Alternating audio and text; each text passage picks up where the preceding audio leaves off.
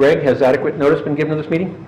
Yes, adequate notice of this meeting in the Township Committee of the Township of Chatham was given as required by the Open Public Meetings Act as follows. Notice was given both the Chatham Courier and Morris County Daily Record on June 12, 2020. Notice was posted on the bulletin board in the main hallway of the municipal building on June 12, 2020, and notice was filed with the Township Clerk on June 12, 2020. The meeting was re-noticed on October, what was Friday? The 16th? 18th. Friday was the 16th. So notice was resent to the Courier and Record on October 16, 2020, and posted on the front door of the municipal building on October 16, 2020, in keeping with the new rules that were cited by the mayor. Very good. And even though we had a roll call before we went into executive session, Greg, could you just do another roll call now, please, for the public? Mrs. Ewald? Yes. Mrs. Fondaco? Yes. Mrs. Schwartz? Here. Deputy Mayor Ness? Here. Mayor Kelly? Here. We have quorum. Very good. Let's please rise for the flag salute. I pledge allegiance to the flag of the United States of America, States of to America, the republic which stands one nation, under God, indivisible, with liberty and justice for all. Thank you. First item on our agenda is reports, and Stacy, could you start us off? Sure. Regarding the approval of the agenda, Mike. Oh, I'm sorry. Yes, we're approving the agenda. I just want to make note of whether I should ask to have the two approval of the minutes removed like we've done in the past. Since resolution 223 and resolution 224, I was not there, so I'll have to, do we remove those? Or do I just abstain? Because I'll have to abstain from approving the meeting minutes if I was not present at the last meeting. Those two will be removed and voted upon separately. Very good. Thank you. Okay. Any other comments on the agenda? Can I have a motion to approve the agenda as amended? And a second? All those in favor, say aye. Aye. If Celeste is going to second, who made the motion? Tracy made the motion, I believe. Any opposed? Very good. Okay, Stacy, could you start us off with the reports? Yeah, I just wanted to give an update. The Board of Health gives us periodic updates on what's going on, and I just want to make residents aware there were 8 new cases over the last week. They were all adults. There were no particular trends or sources. But, we need to continue to be diligent about wearing masks when we're close to people and washing hands. We have updated the Township website, the COVID page, with a number of resources, and there are some simple graphics to help people understand quarantine guidelines. The CDC has changed their definition of a close contact yesterday, but we're waiting to find out how that will impact current protocols in New Jersey. We had Tri-Town Cares met with the pandemic and the upcoming elections. People are more stressed now than ever. Tri-Town Cares is launching a week of community action, which includes activities, and that starts October 26th. Includes activities of giving, gratitude, and wellness. For more information, please go online to tritowncares.org. There are a number of organizations within the Chathams who have been serving community members in both the township and the borough who are suffering food insecurity. Chatham Helping Hands is giving gift cards, ShopRite gift cards. Chatham United Methodist Church is giving out produce boxes on Wednesdays, and they have set up a pop-up food pantry. We also just launched an Amazon online pantry to help stock the food pantry that's at the United Methodist Church. For more information, you can check out the Chatham United Methodist Facebook page, or email me and I'll connect you with the right organizations, SUO@chathamtownship.org. And finally, Madison Chatham Coalition met. Saturday is Take Back Prescription Day from 10 to 2 at the CVS, so the police will be stationed at the CVS to take back your outdated prescriptions or prescriptions that you no longer use, and they dispose of those safely. Madison Chatham Coalition has updated the website. They also have prevention podcasts and a new virtual backpack with coping and stress management skills and vaping and alcohol prevention information. So I encourage you to look, like I said, at our website. The COVID page has a number of resources, but also Madison Chatham Coalition and TriTownCares.org. A lot of good resources for residents. And I think that's pretty much it. Thank you, Stacy. Celeste, would you have anything to report? You're muted, Celeste. No, I don't. But you know what, I don't know, should I report about the meeting we had with the coordinators for the electric cars? Environmental Commission. Because we were trying to get some... Yeah, I think that's an interest. Just to the extent that you can, sure, that would be great. Well, we met with these people that put these car chargers in different places, and they offered to give us 2, but we would have to deal with having advertising. And one of the possibilities was to put it in the Castle Park, because there's a lot of traffic there, or people that go in where they could charge their cars. And then I mentioned New Monica because that place is always packed over there, so they were going to look into that and see what they could come up with. But one of the main points we had was that then people might not be happy with having to see an advertisement, which wouldn't be a bad advertisement if you like. What's that called? Everybody likes Starbucks, like that. So anyway, that's one of the things we looked into. We're still waiting to hear, and that's about it.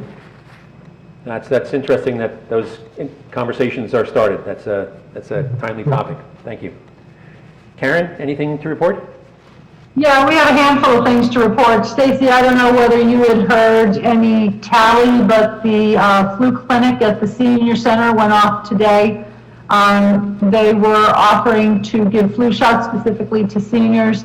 It's always been a very successful program. I haven't had an after-action report from anyone there yet, but once again, we know that our senior center is always looking out for our most vulnerable. Flu shots are more important than ever this time around, I believe.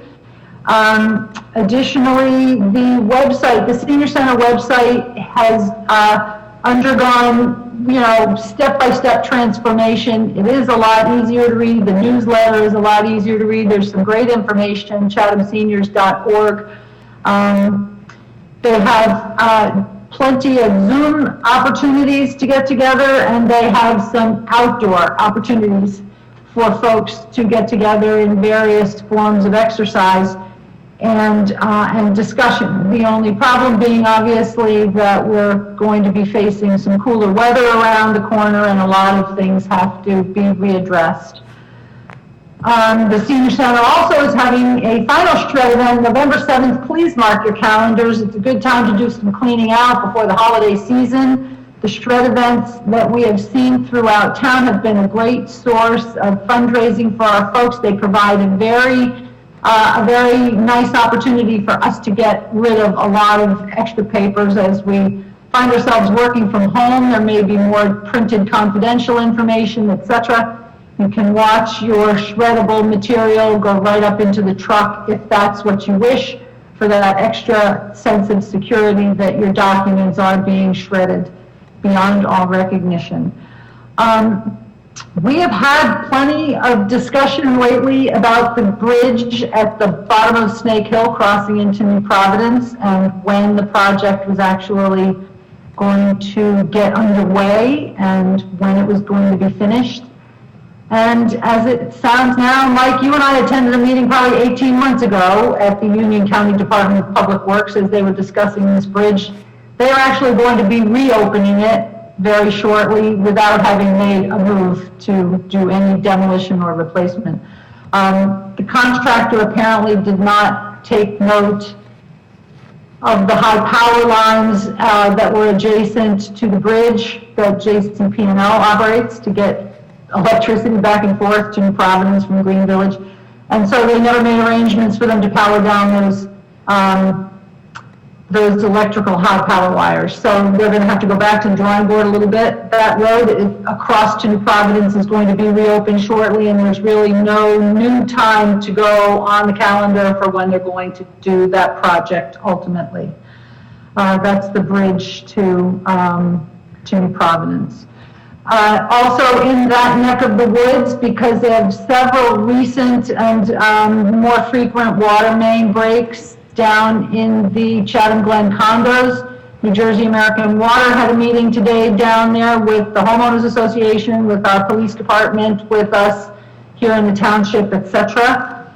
They're going to replace the water main under Heritage Drive. That's going to be a project that begins hopefully targeted November 5. The New Jersey American Water will be forwarding their communications to us, but more importantly, to the Chatham Glen Management Company and also to the homeowners association, so that the residents who are impacted by any construction and water main replacement directly on Heritage Drive will be aware of when the work is going to start, what their parking instructions are, and so on. So far, they estimate working from 7 a.m. to 5 p.m., beginning again on November 5th, approximately 3 weeks worth of a project. And I had asked a couple of folks here in this meeting just to confirm for me that Heritage Drive is a private road. Am I correct, Bob and John? So when it comes to New Jersey American Water repaving it themselves, that's probably the way they're going to go unless they reach some agreement with the homeowners association, unlike what we have done in the recent past, actually paving the roads ourselves. Yeah, it is a private road, and Okay. they would coordinate directly with the homeowners association. Okay, so when it comes to us getting involved in the repaving, Chatham Township has nothing to do with that. So in any case, once again, that's going to begin on November 5th. The residents of Heritage Drive do have access to their own website. They have their own email system, so I know they will be in contact with one another on a very regular basis. And one more thing, a couple of months ago, the Chatham Township Committee approved an expenditure for breathing apparatus for the Green Village Fire Department. That was ordered and delivered, and training for our great Green Village Fire Department volunteers has begun. They are taking their new equipment very seriously. They are really, really impressed by the caliber of this breathing equipment. It's going to help protect them as they help to protect us. So that's a great addition to closing out Fire Prevention and Fire Awareness Week. Both the Green Village Volunteer, God bless you, Green Village Volunteer Fire Department, as well as the Chatham Township Fire Department, both had abundant promotions to make us all abundantly aware of Fire Prevention Week and fire awareness. So please take heed. It's not just a once-a-year thing. And that is what I have. Thank you. Thank you, Karen. And I did happen to talk to our health officer, and I can report that as far as the flu clinic went, there were 70 vaccinations administered. Almost every time slot was filled. They were very, very pleased with how well it went. So it was a successful That's great. Thanks for following up. That's a very valuable service the senior center provides. Thank you so much. Tracy, anything to report? Yes, thank you. The Joint Rec Committee met with our ongoing discussions about fall sports. So far, everything is going very well. And it's nice to be able to drive by and see the women's tennis team playing and see that football's back playing. And that all seems to be going very well. The state did make an announcement that they were going to allow winter sports to start up. So Carol will be working with the winter club sports, wrestling, basketball, and they're all trying to figure out what the NJSIAA is going to come out with about what the conditions are going to be and how many spectators, if there could be any spectators, and all of that is still going through the works. But the good news is that those things are up and running, and plans are being formulated for winter sports. As part of our kind of ongoing efforts at looking out capital planning wise and trying to get a better handle on what's before us, we took a walk of the fields. Bob, myself, Rich Young, and Mike Kelly were afforded a lovely fall day to go and walk all of the fields that we have, and took a look at condition, took a look at utilization, took a look at what needs to be improved or certain recreational facilities that were there. And it was great to be able to get out and walk on the fields and start talking about this process that we'll be going through. And as part of that, we did walk through the skate park. Unexplainably, there was a mom there with a young son from out of town who had scaled the fence despite a big sign being there and a padlock that said the skate park is closed. So that was kind of interesting. Talk about bad timing. But she was able to get him off there. He really was just kind of skating around. There's not really much to use in the skate park. And we did confirm kind of our worst fears, which was that a third of the park is already cordoned off because of problems with holes in the top structure and the substructure. And we walked through and we looked at the rest of it. And there was additional damage, whether this was damage done by people who accessed the park while it was closed, or it was just damage that has been kind of happened due to the age and the condition of the substructure. There were several areas where there were indentations, not full holes yet, but indentations in the ramps that indicated a problem with the understructure. There were tears and cracks in the rubber structure that goes over top of it. There was areas where some of the concrete had heaved. There were large cracks in the concrete.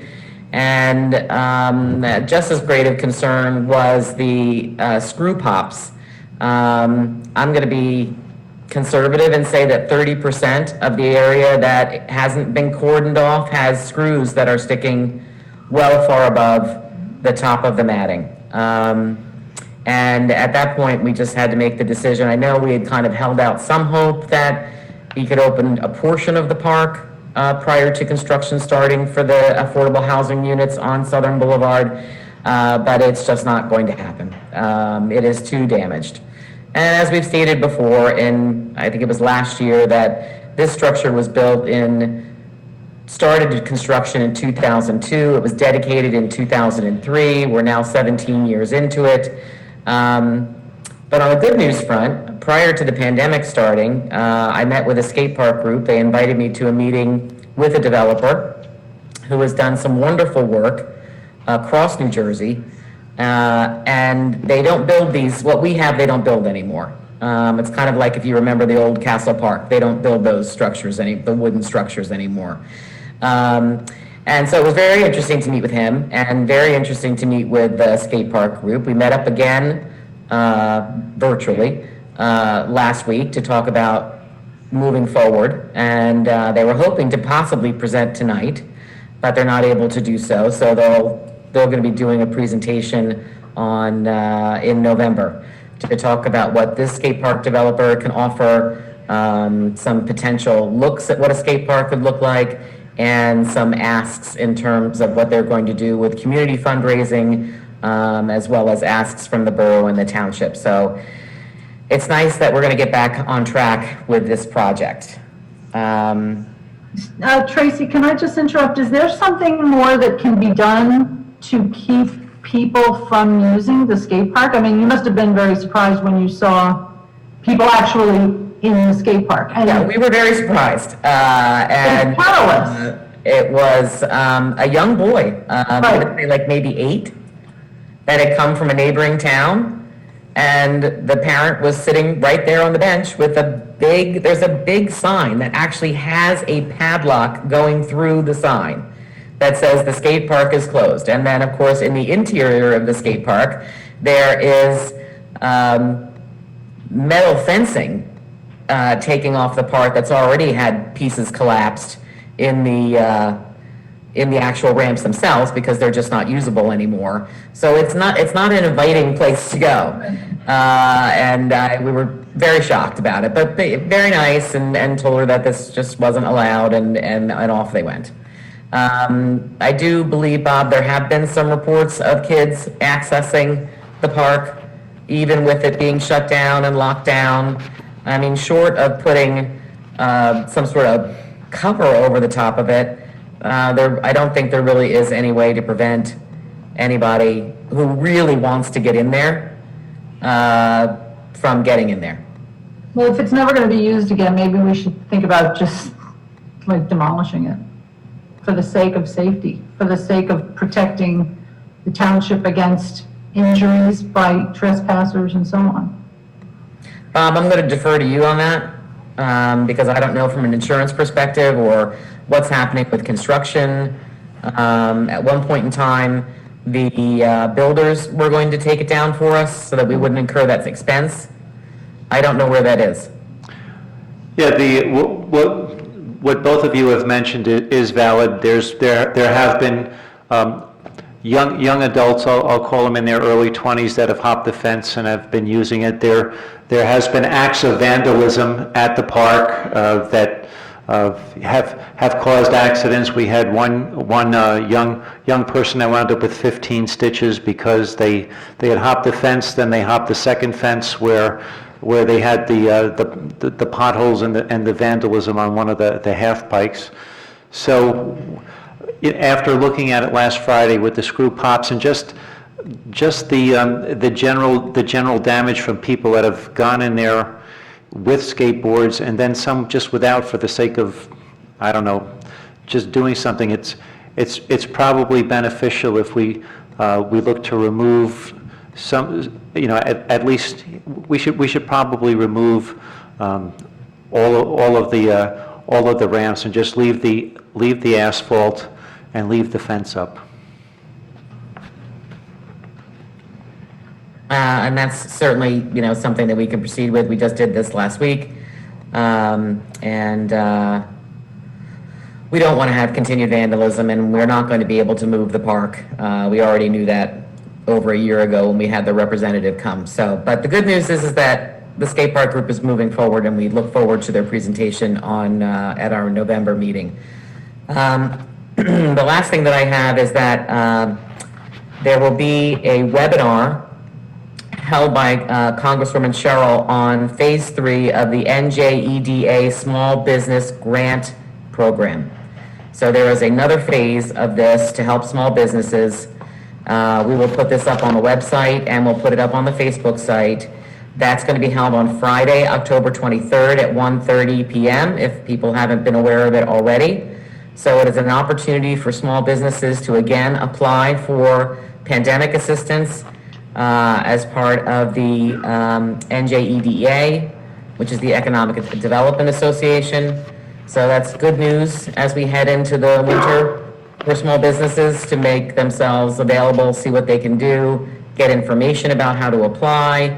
And again, that's Friday, October 23rd. This is going to be hosted by the NJEDA CEO, and state directors and State Department officials will also be present on the call, so you can get some good information. So we'll post that up as soon as we can. And that's the end of mine. Thank you, Tracy. And my report tonight is an update on progress toward meeting the final 62 units of the Township's affordable housing obligation. Tonight's agenda includes 4 items relating to affordable housing. The first agenda item is Ordinance 2020-22 to amend our affordable housing ordinance to reflect our current plans to build 62 affordable units at 522 Southern Boulevard. As with any land use ordinance, this ordinance will be referred to the Planning Board for a public review before it comes back to the Township Committee for a final hearing. The second agenda item is Resolution 2020-232, conditionally naming the developer to build and manage the affordable units at 522 Southern Boulevard. The third agenda item is Resolution 2020-233, which recognizes easements which are needed to build the Arbor Green affordable housing at the skate park site. And the fourth agenda item is Resolution 2020-234, designating bond anticipation notes, including funds for the purchase of 490 River Road, which is one of our group home sites. We will discuss each item in detail when we get to it on the agenda, and the public is invited to ask questions and to make comments at either of tonight's two public comment sessions. I want to thank the approximately 25 residents who spoke at our October 8th Township Committee meeting in support of our current plan to provide affordable housing at 522 Southern Boulevard, including the use of condemnation if necessary. Condemnation is a sensitive subject, but we appreciate all those who recognize that, at least as a last resort, it is sometimes necessary for an essential public purpose. I can report that the process to acquire the property at 522 Southern Boulevard continues to move forward. A negotiating session with the property owners, Kronos Holdings, LLC, is scheduled for the week after next. The Township welcomes this chance to meet and negotiate. The Township Committee's strong preference is to agree on a fair market value for the property based on negotiations with the owners. If that is not possible, our intent is to exercise eminent domain and to let the condemnation process set the purchase price. But either way, we are committed to pay fair market value for 522 Southern Boulevard. Looking forward, at our next public meeting on Thursday, November 12th, the Township Committee anticipates approving a contract with the selected developer for our affordable housing at 522 Southern Boulevard. On the following day, November 13th, our court-approved compliance schedule requires the Township to submit a progress report to the Fair Share Housing Center and to Superior Court Judge Michael Gauss, who is overseeing our affordable housing agreement. That progress report must show either Township control or a good faith effort toward control of 522 Southern Boulevard, either through negotiations or through the start of condemnation. 1 month later, on December 14th, Judge Gauss has scheduled a final compliance hearing on the Township's affordable housing plan. On a related topic, the Silverman Group, which is the contract purchaser for both 522 Southern Boulevard and the nearby Noe Pond Club, has not yet responded to the Township Committee's request for a public presentation of their conceptual plans for either of the two properties. The Township Committee has instructed the Township Attorney to contact the Silverman Group's attorney to discuss their conceptual plans. And that ends my affordable housing update for tonight. Greg, do you have anything to report from the Township Clerk's office? Just get my camera going. Yes, Mayor, since this is our last meeting before the election, I hope that I'm preaching to the choir at this point, but just in case, I would like to remind residents that this is a vote-by-mail election. Let me stress that. It is a vote-by-mail election. You have three main ways to return your vote-by-mail ballot. You can mail it in, as the name would suggest. You can return it to one of the 15 secure drop boxes located around the county. I've shared this picture before, but just to be sure, this is what the boxes look like. This one in particular is located in Madison. It's the closest and most convenient one, in my opinion, for Chatham residents. As you can see, it's located in the commuter lot on Kings Road, along the fence where the Madison police cars are parked. And it's picked up twice a day. And if you're like me and you don't trust the post office, that's a great way to turn yours in. I voted there myself, and within a couple days I was able to track my ballot and see that it was received by the county. Your third main option would be to return your vote-by-mail ballot to the polling place on Election Day, which is Long Hill Chapel. If you do not receive a mail-in ballot, you can call the county clerk's office to see if they can send you a replacement. As a last-ditch, fail-safe effort, you have the option of voting as a provisional ballot voter on Election Day at the polling place, which will be Long Hill Chapel. And something I would want to stress is that if you show up to vote at the polling place on Election Day, unless if you're dropping off your mail-in ballot, if you expect to vote then and there at the polling place, you will be voting by provisional ballot. The only people that will be allowed to vote on the machine are people who are disabled. And by that I mean people who are disabled in such a way that they are physically incapable of writing on a piece of paper. If you are able to take a pen and put it to paper and write something, you will be voting by provisional ballot. Simply having an injured back or injured legs is not a disability that will preclude you from voting on paper.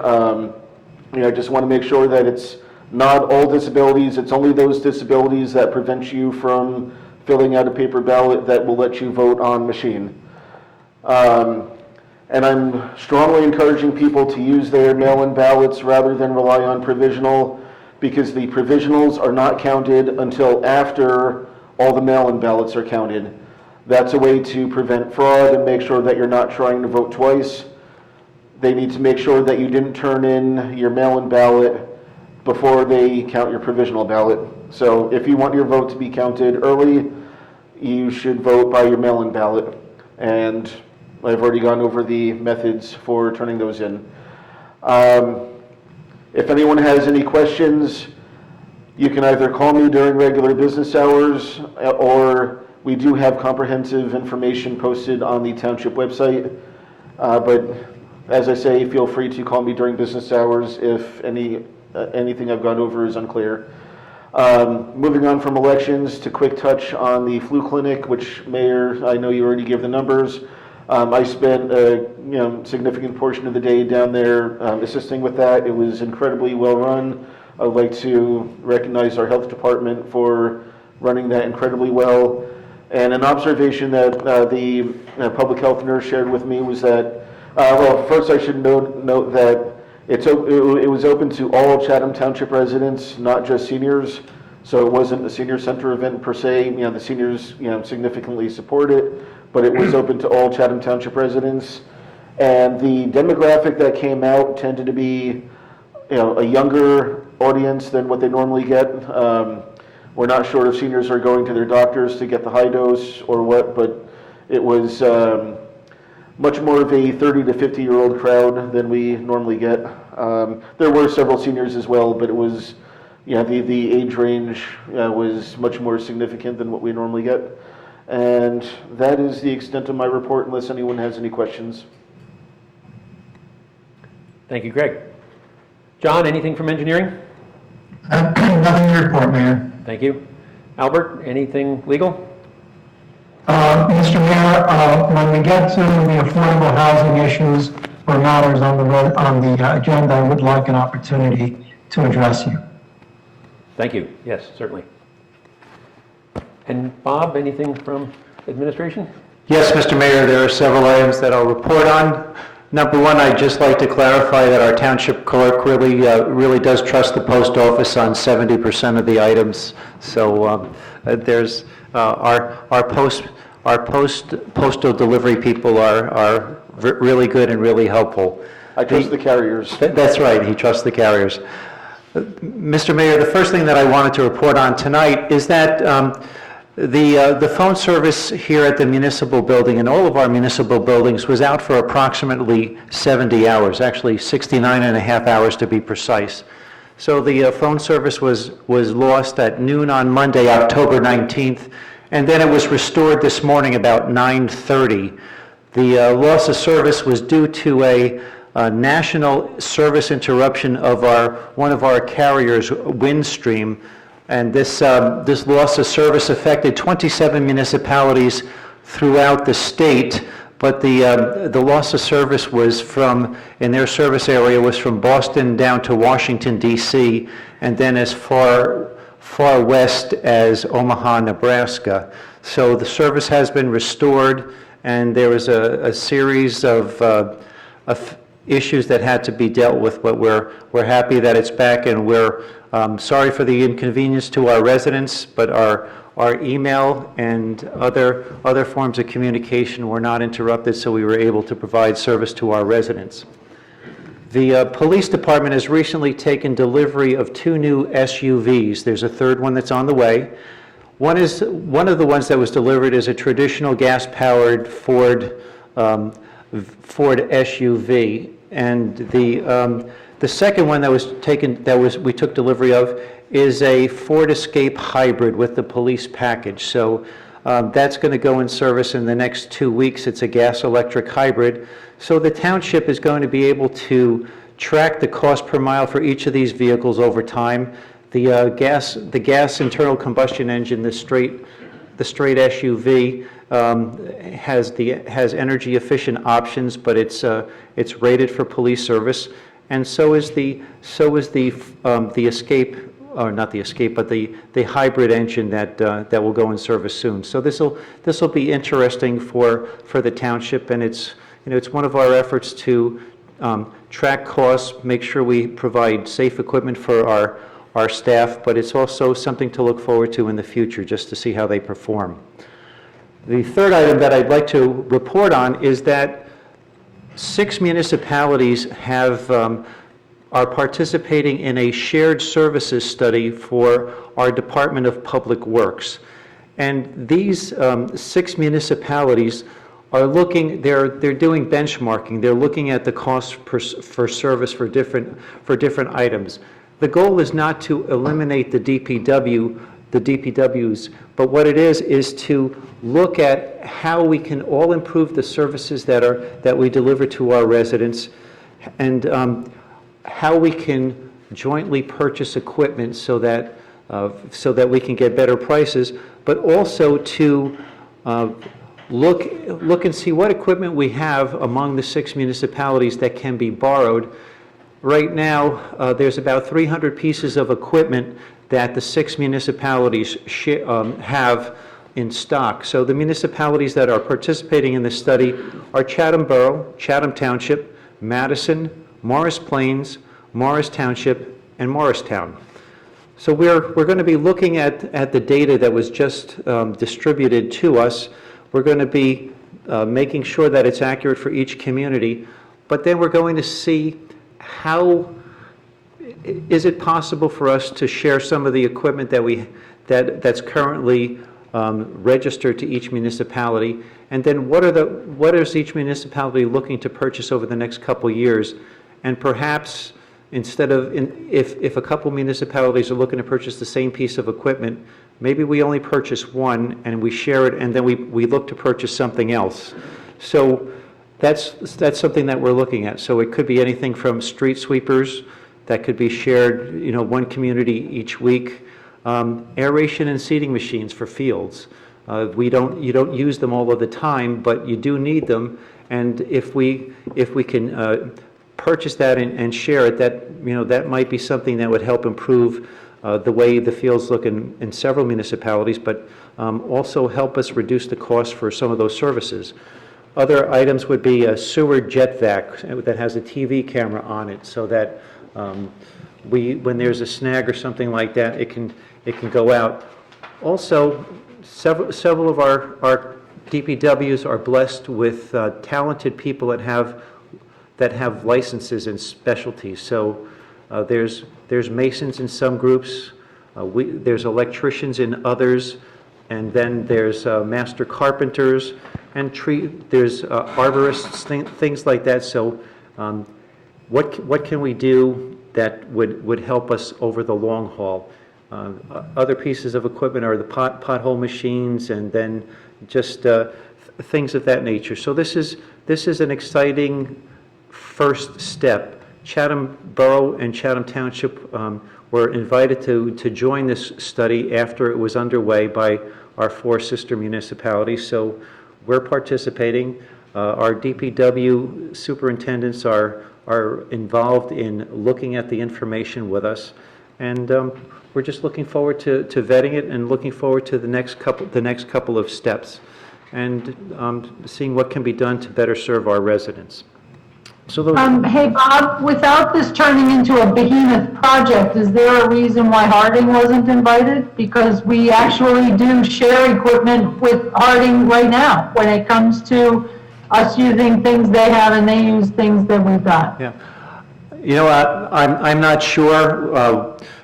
The 4 communities that I mentioned started the project, and then they asked if we could join. And, you know, perhaps in phase 2, we could ask if Harding would be interested in participating.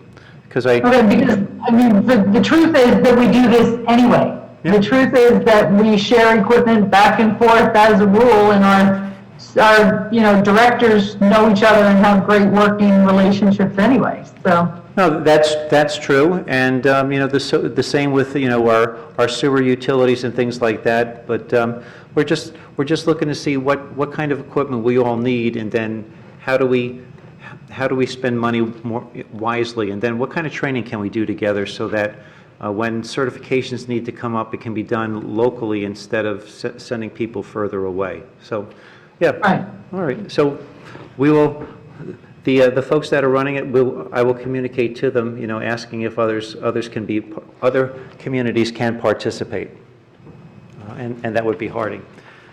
I also wanted to say that the report that the Morris County Engineering Department has been very helpful in delivering and developing improvements to the Shunpike Road speed limit and line of sight project that was brought to us by Megan Alperwitz last fall.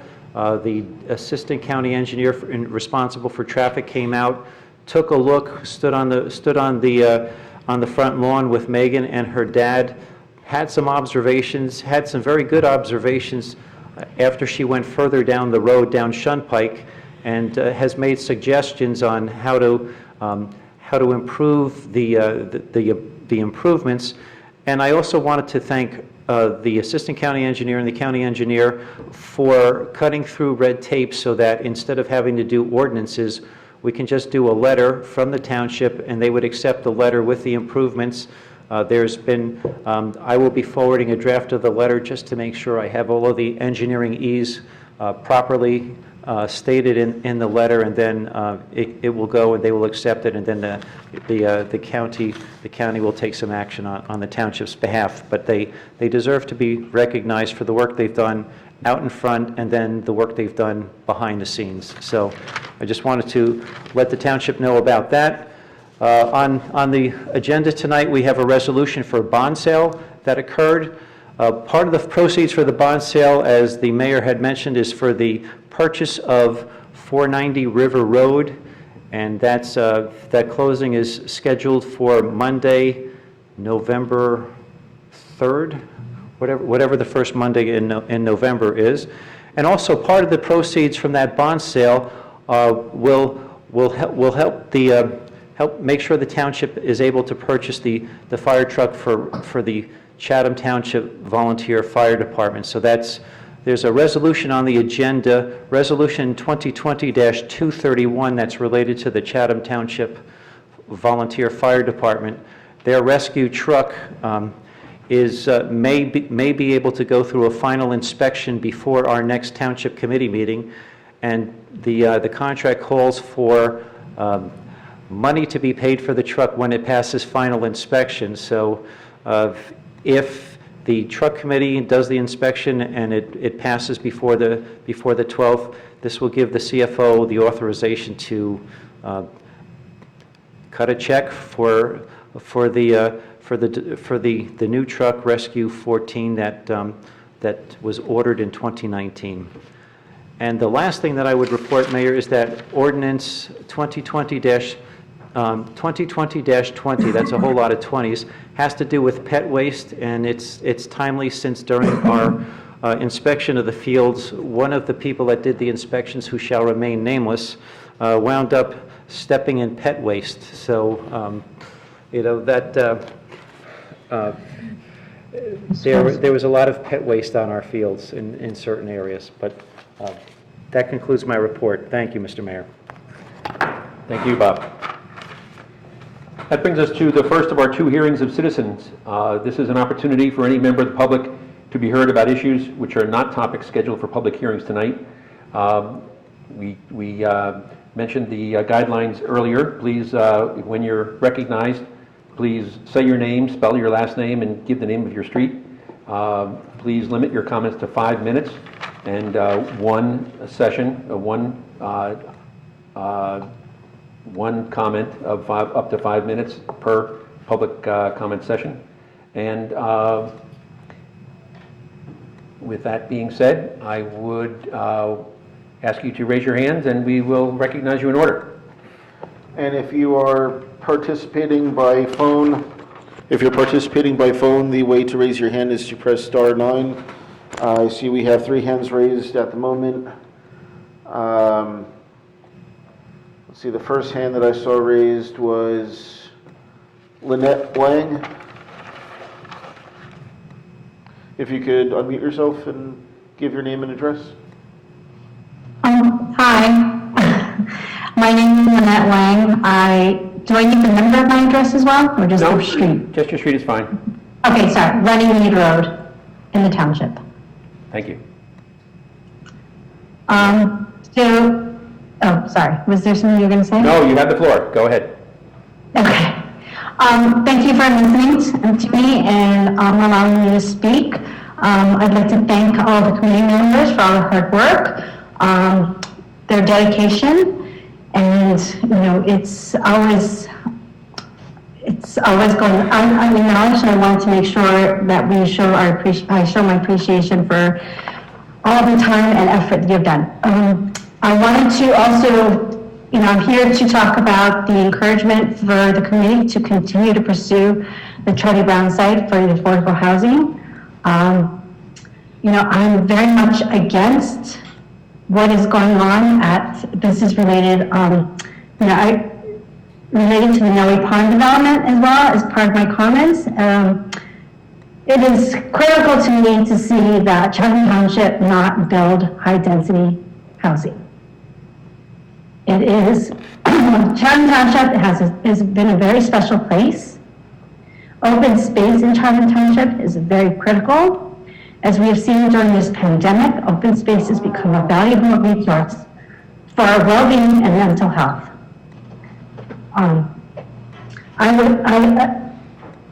I think all would agree that having a place to be outdoors with space and space apart is very important, and it's been very critical for my children's sake, for our sake, and has provided respite for the very difficult months that we have gone through.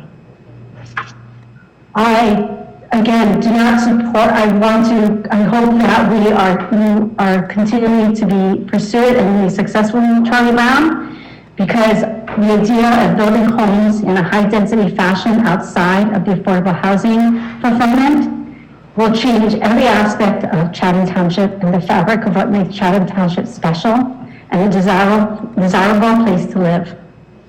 I don't think our town can handle high-density building. No one currently in Chatham Township will benefit from this, really. It is the builders who will benefit from it the most, and it's really just to fill their pockets. The roads, the schools, the traffic, and the lack of open space will be all impacted. And for our futures, and once that is undone, there is no going back. It is also important to realize that while we are separate from Chatham Borough, it also impacts them because they're abolished shared services. The commuter train parking lot, Main Street, the library, and all other shared service will be impacted. As we all know, the traffic roads on many of these are one lane in, one lane out, and it's already very difficult at times. Bringing in more residents with these single lane roads will be a challenge, and again, once that area has been developed, there's no going back, and we cannot get open space back. I will say that I am a Noe member. While ideally I would love to save Noe Pond, and that would be my hope and dream as well, I'm extremely concerned about just the long-term future of the land of Noe and how it will impact this town for many generations to come. Noe has been a vital part of our lives in the summertime, for many others in year-round as well, for what they provide as a club.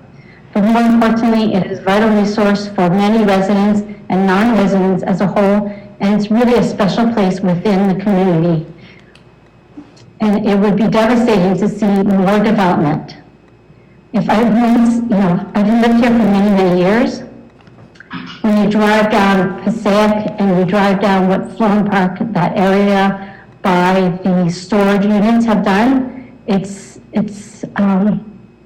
sad. As you know, nature and greenery is very important to us. It's important for our health and our mental well-being. So I encourage you to be successful and to continue to pursue, and I hope that you're able to fulfill the affordable housing at Charlie Brown, and also that really think it through on what happens, and hopefully this will not change everything within Chatham Township. Thank you for your time. Thank you for your comments.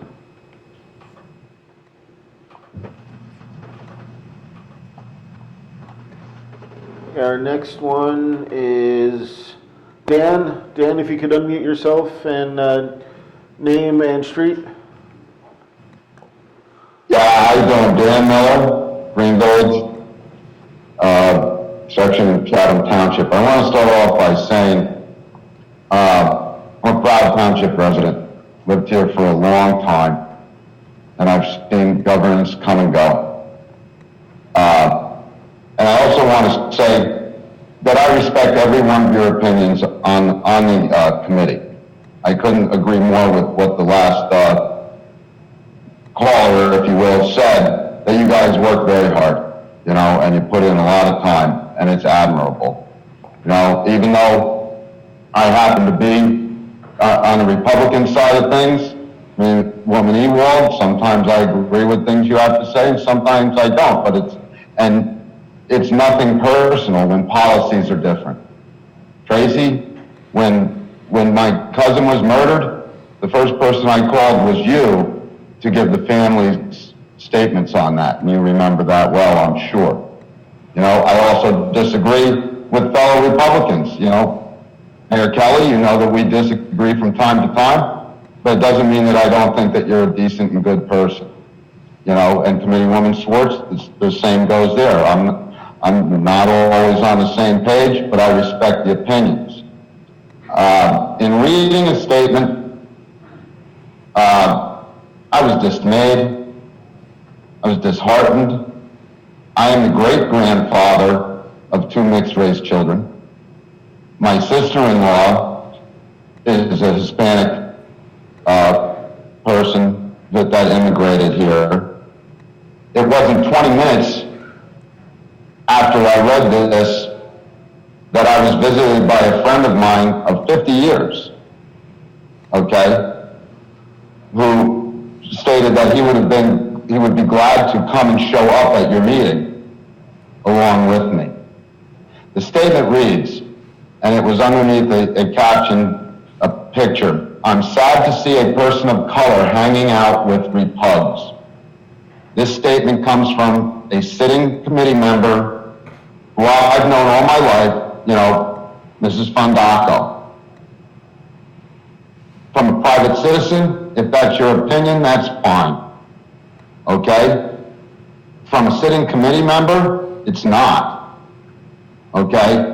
How does anyone in the township feel that they're going to be treated fairly and equally when a person who's a Republican, like myself, like Karen, like Mayor Kelly, is called a repug? That in itself is offensive, okay? What's more offensive is, and it's so sad, that it's inappropriate, according to this statement, for a person of color or a person of different ethnicity than maybe myself should hang out with us repubs, as it was put, or us Republicans. Again, it shows that even people who are of different ethnicities, different colors, different backgrounds, aren't going to get a fair shake because they may associate themselves with a Republican, or as the statement states, repub. Okay? This committee needs to condemn that strongly. Maybe even with, censorship or possibly, resignation. And with resignation, I'm well aware, as you're well aware, it would be a Democrat that would replace that seat, which is fine, because, and especially local government. Local government is all local.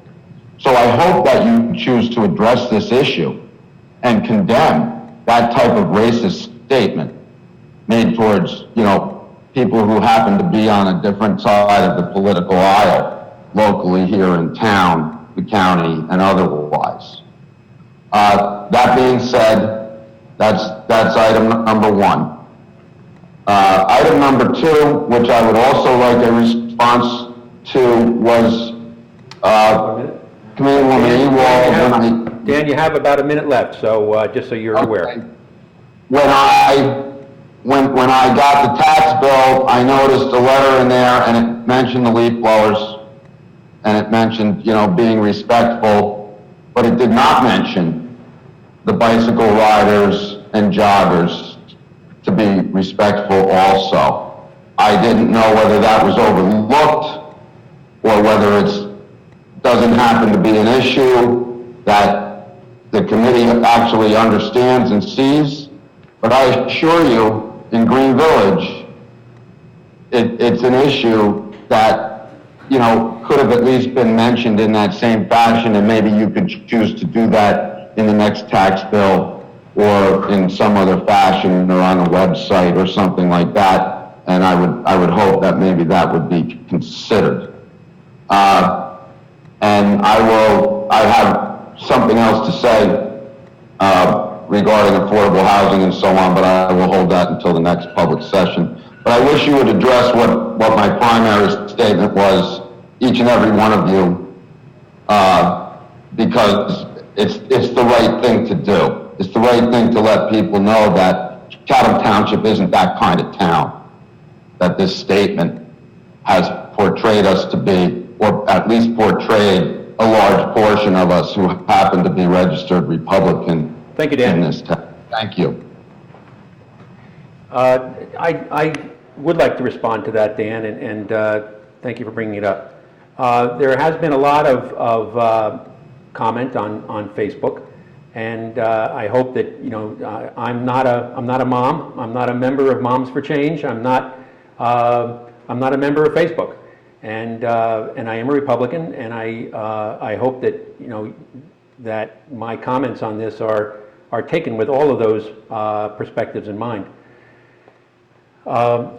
Certainly, Dan, you and anyone who comes to the microphone at a public meeting is entitled to speak on any topic and without restriction, and we welcome the participation. But I do need to say that comments from this side of the dais, the members of the Township Committee have been asked to hold themselves to a higher standard for as long as I can remember. The members on this side of the Township Committee, of this side of the dais, are asked not to use the forum of the Township Committee for campaign or political purposes. We're here to do the public's business, and we take that seriously. So while it's fine to debate opinions on Facebook and on letters to the editor, and to campaign and to use issues as campaign issues in any way, shape, or form, the Township Committee members really do not have the latitude to respond or to really to misuse this forum for campaign purposes. So I'm asking my fellow members to please abide by those longstanding guidelines of continuing to use this time for the public business for our residents. I think that that being said, I think that I'll just let that go there for now. Greg, anyone else with their hands up? Yes, and we have a few more. Next up is a screen name of Chatham PTO. If you could unmute and give your name and what street you live on. Hi, yes, can you hear me? Yes. Yes, we can. Hi, this is Kim Vizentini from Glenmere Drive in Chatham Township. Could you spell your last name, Kim, please? V as in Victor, I-S-E-N-T-I.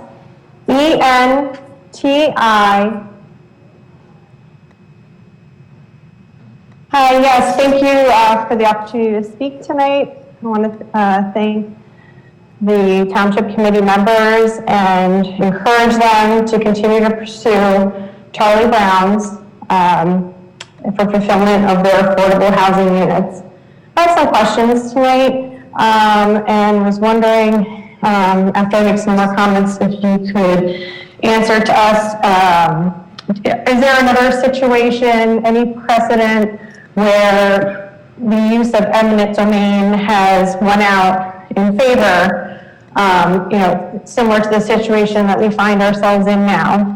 That's one question. My second question is, have you had discussions yet with the Charlie Brown owner? Is it more than a matter of price, or there are other considerations? And do we know what could, what terms could be offered to make ours more favorable? I guess my position is I'm imploring you to not only meet, but beat the price that the Silverman Group is offering, so that we can avoid some other affordable housing settlement and have hundreds of units on the Nellie Pond site. And I want to go to my comment section now, and I want to get a little softer side of why I think Nellie Pond is worth saving.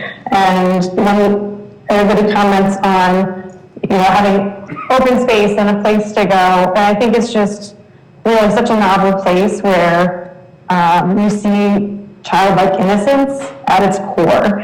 And where I see that happen is when you really see a kid trying to pass a swim test, and you see all the other kids on the dock cheering them on, and you have their friends jumping in the water with them and voluntarily swimming 30 minutes, an hour endurance swim, just to keep encouraging their friend and cheering them on. This is just like such an amazing thing to witness and see just kids being supportive of each other. And all we hear about on the news and media today is how more separate and different we are, and how everything that's tearing us apart. And this is just pure innocence and childlike goodness before our very eyes in Chatham Township.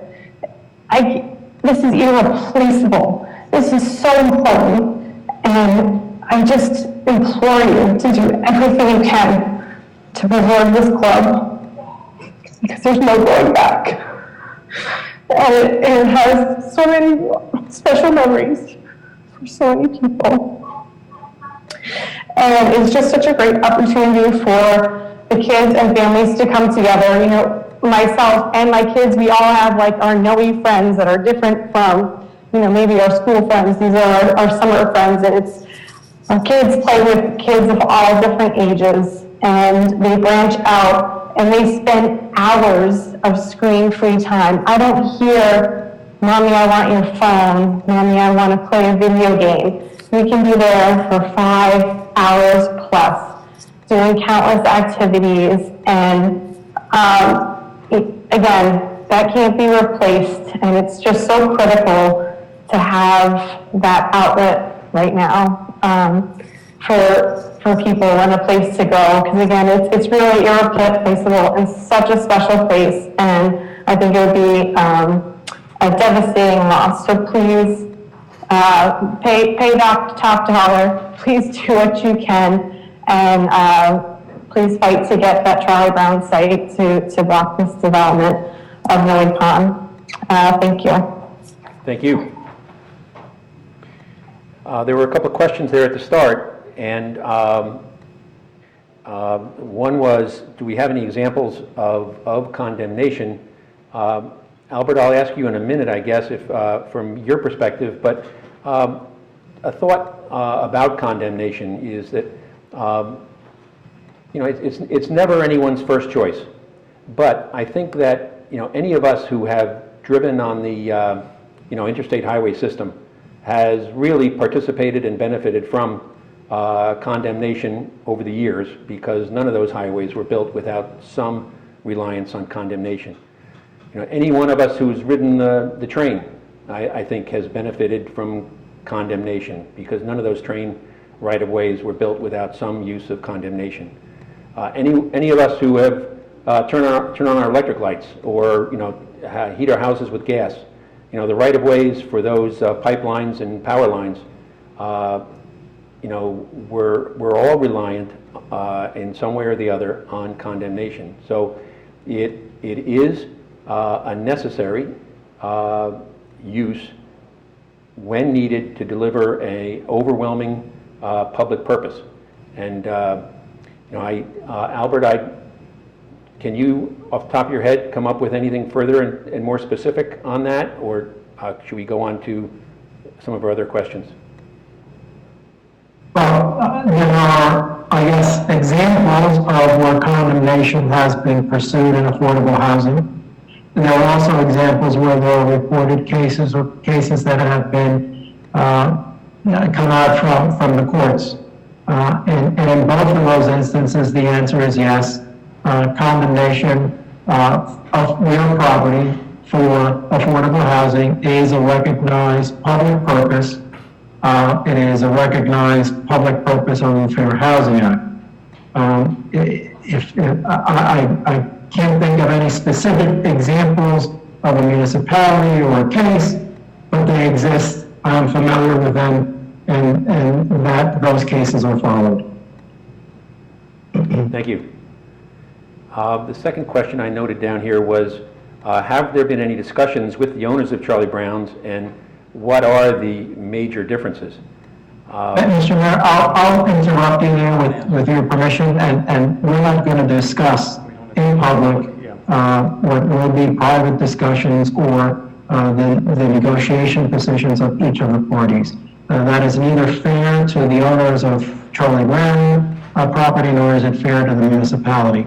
So while I certainly appreciate the public's interest in knowing the terms and conditions that may be discussed or are being discussed, it is not appropriate to discuss them in a public forum. Very good. Thank you, Albert. And those were the two real questions that I made note of, some beyond the comments. Greg, anyone else with their hands up? Yes. Next up is Sally Simon-Fay. Hi everyone, it's Sally Simon-Fay. I am at 118 Westminster Road in the Township. So not only have I lived in Chatham my whole life, half in the borough and half in the Township, I've also been teaching at Chatham High School for the past 24 years. And today we're sort of in the middle of virtual learning. I mentioned to my history class, which is mostly upperclassmen, that I would be virtually attending the Chatham Township committee meeting tonight in the hopes of showing my support for Noe Pond. And you gotta remember, at 7:30 in the morning, juniors and seniors in high school are they're really not paying attention and they're still half asleep. But as soon as I said Noe Pond, my juniors and seniors immediately woke up and they became so much more energized and they had tons of things to say. And they went on and they said, "Oh, Mrs. Simon-Fay, Noe Pond was the best. I grew up there. It kept me out of trouble. My most favorite memories of Noe Pond is getting that red shark badge. I became a great swimmer. I swear to God, if it wasn't for Noe Pond, I would have drowned at the Jersey Shore. And then, of course, my favorite was when one of the students said, my mom and my dad met there. They had their first kiss there, and they've been married now for 20 years. So as I think of these fond memories that people have, and of course, I have very, very similar memories as well, and I just want to reinforce that, please, we so desperately need this open space. We need to continue making these amazing memories. And all of you, the Township Committee members, are so fantastic, and you're so open-minded, and you're so receptive. And I know you can work towards helping us save Noe Pond. So thank you so much, and have a great night. Thank you.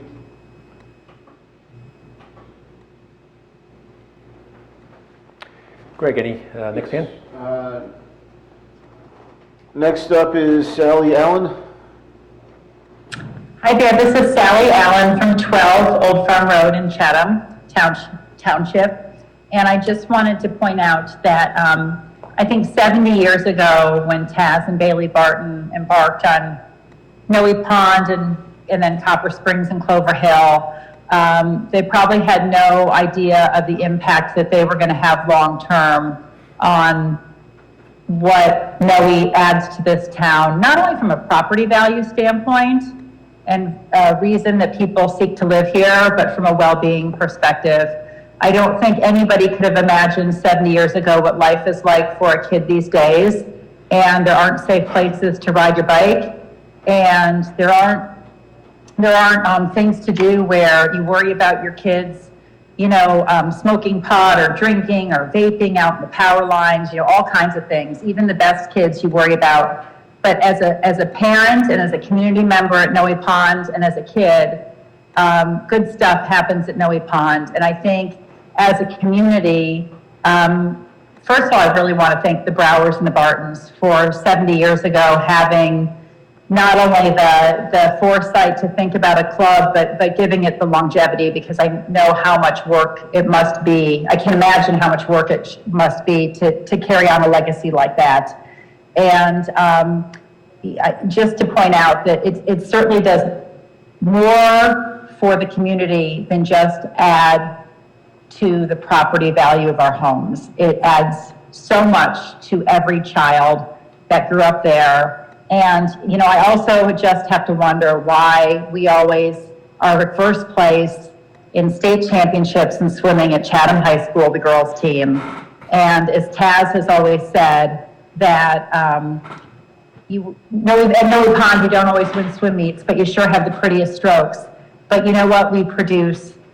The club produces wonderful, safe swimmers with a huge integrity for, keeps them honest about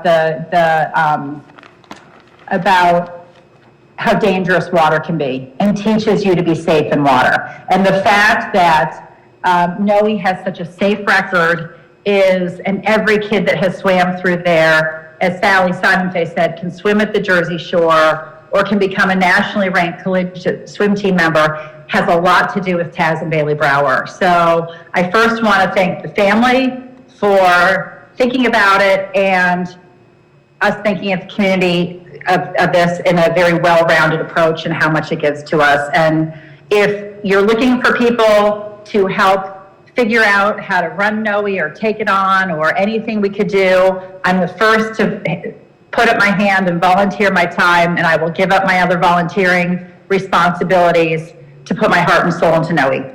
Thank you. Thank you.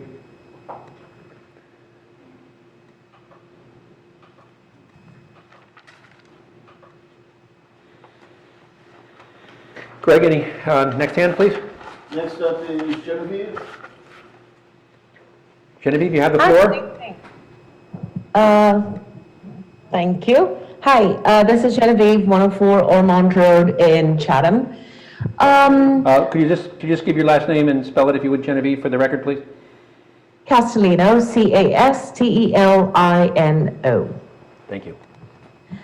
I've been looking at all these conversations going on with NOE and the outdated master plan, and generally trying to understand how the township got here.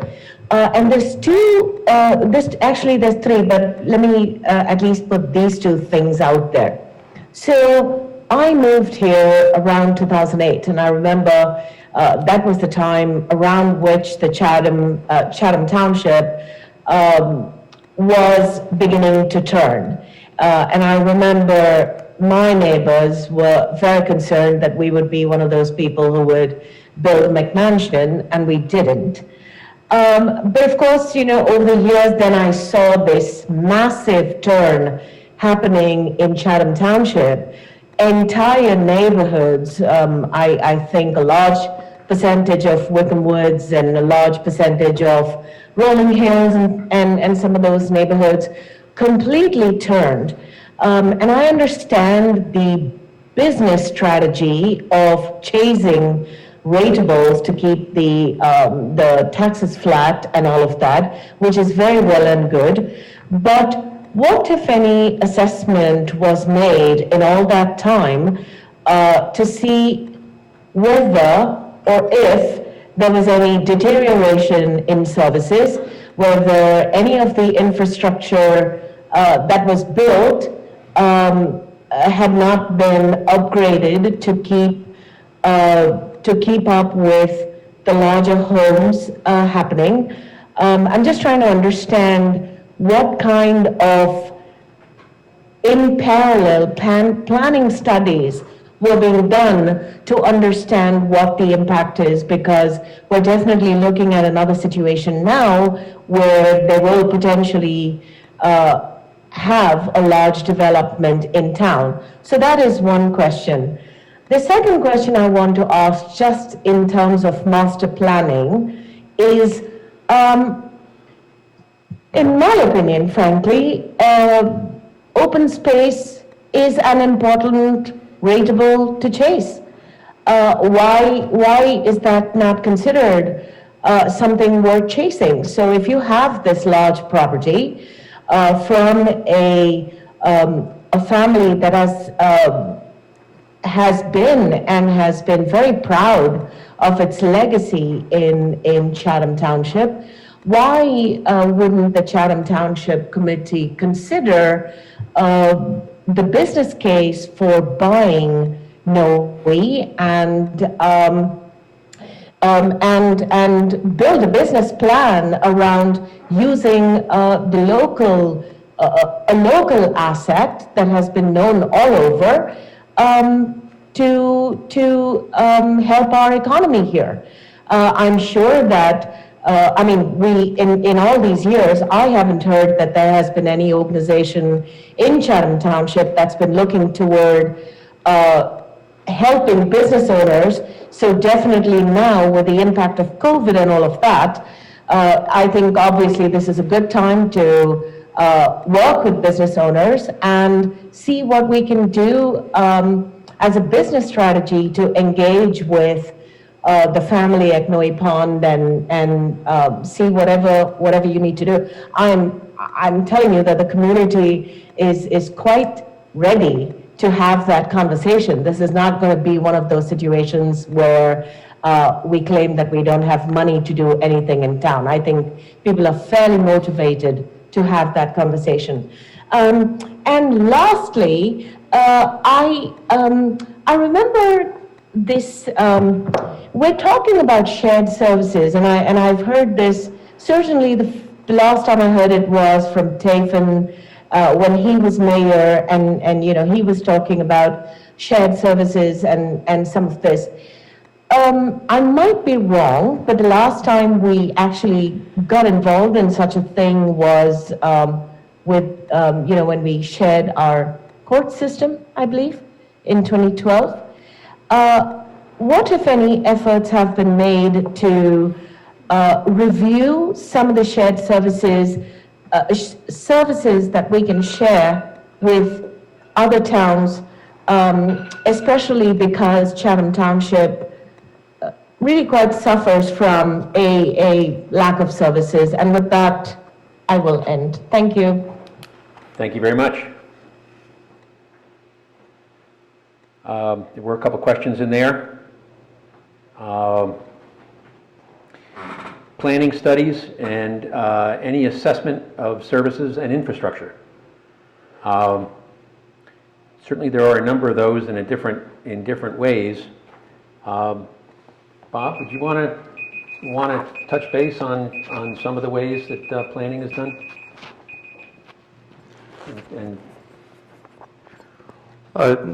Sure, Mr. Mayor. I'll talk about some of the studies that have been done in the past about our infrastructure.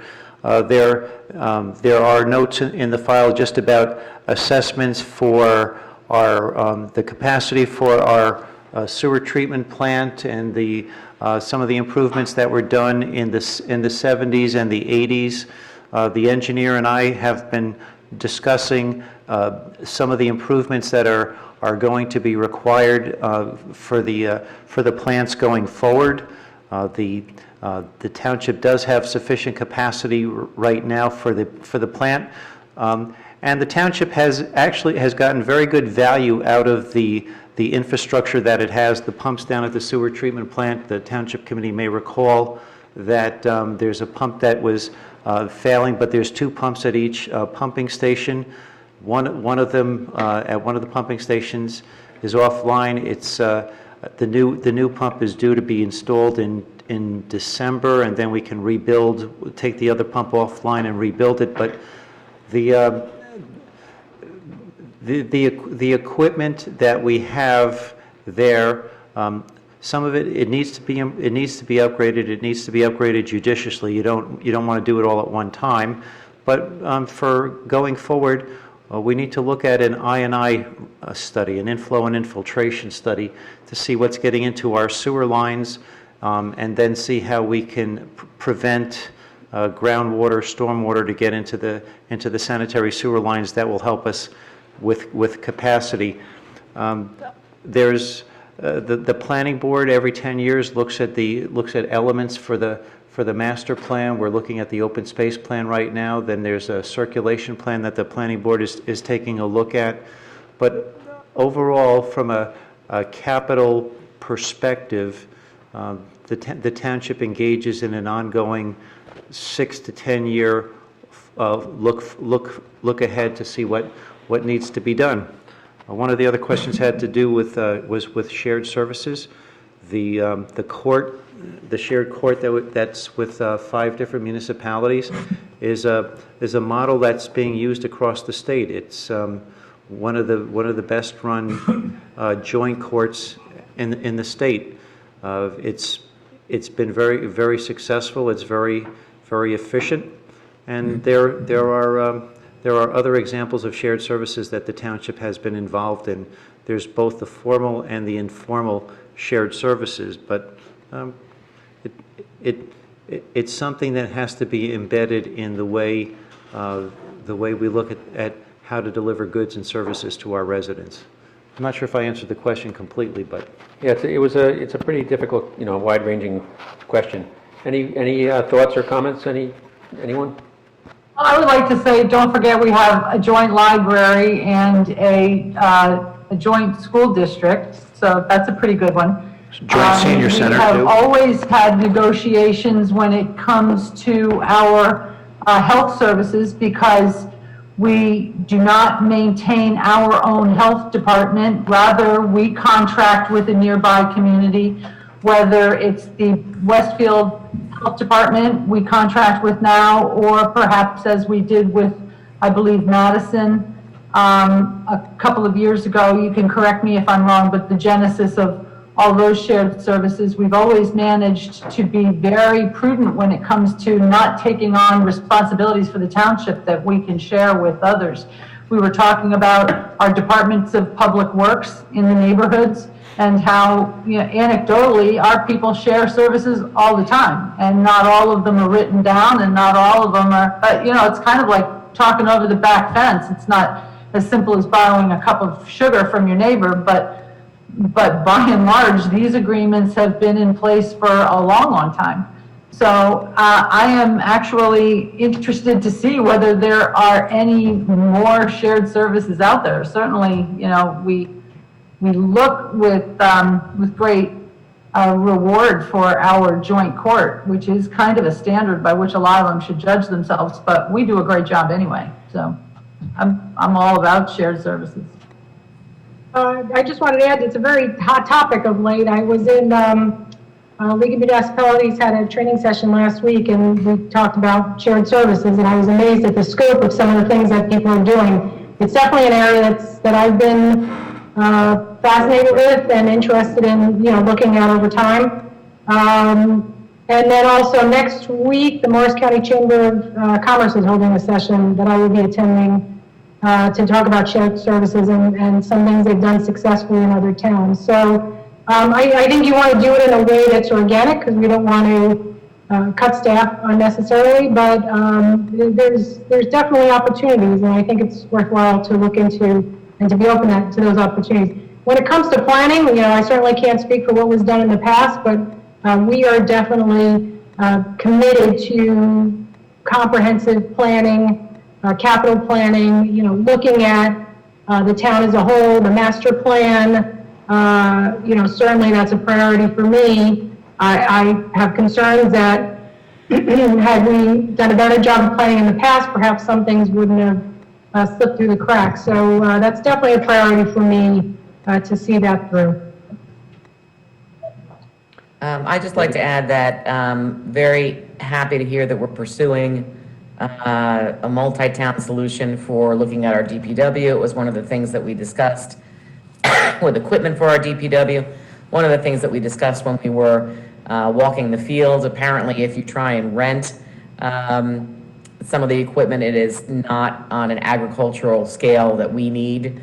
And if you have to buy a lawn treatment, a cedar or something like that, it really needs to be on a much larger scale to be able to accommodate this. So it's great to see that we're looking holistically across the towns to kind of manage our costs and look to provide better services and services that we don't currently have.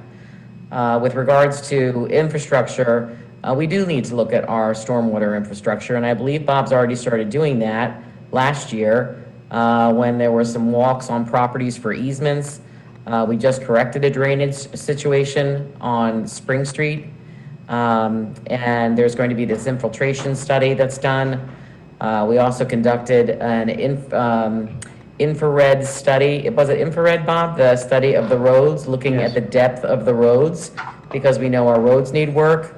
And we've implemented a different strategy going forward, which is worst to first, instead of just a rolling kind of look at roads that, you know, we weren't able to accomplish last year because of a shortfall in the budget. And we will be looking at our stormwater easements and recognizing that our stormwater easements, and that is something that's 60, 50 plus years old and built to a different storm standard. So those studies are going to be ongoing. And as Stacy said, when I came onto the committee in 2019, the master plan was a top priority for me. So we expect in 2021 to be undertaking a full review and a very different look as to where more future-centered planning on where we want to be and where we need to be. Thank you, Tracy. Thank you, Stacy. Greg, anyone else with their hands up? Yes. Next up is Stacy Wilson.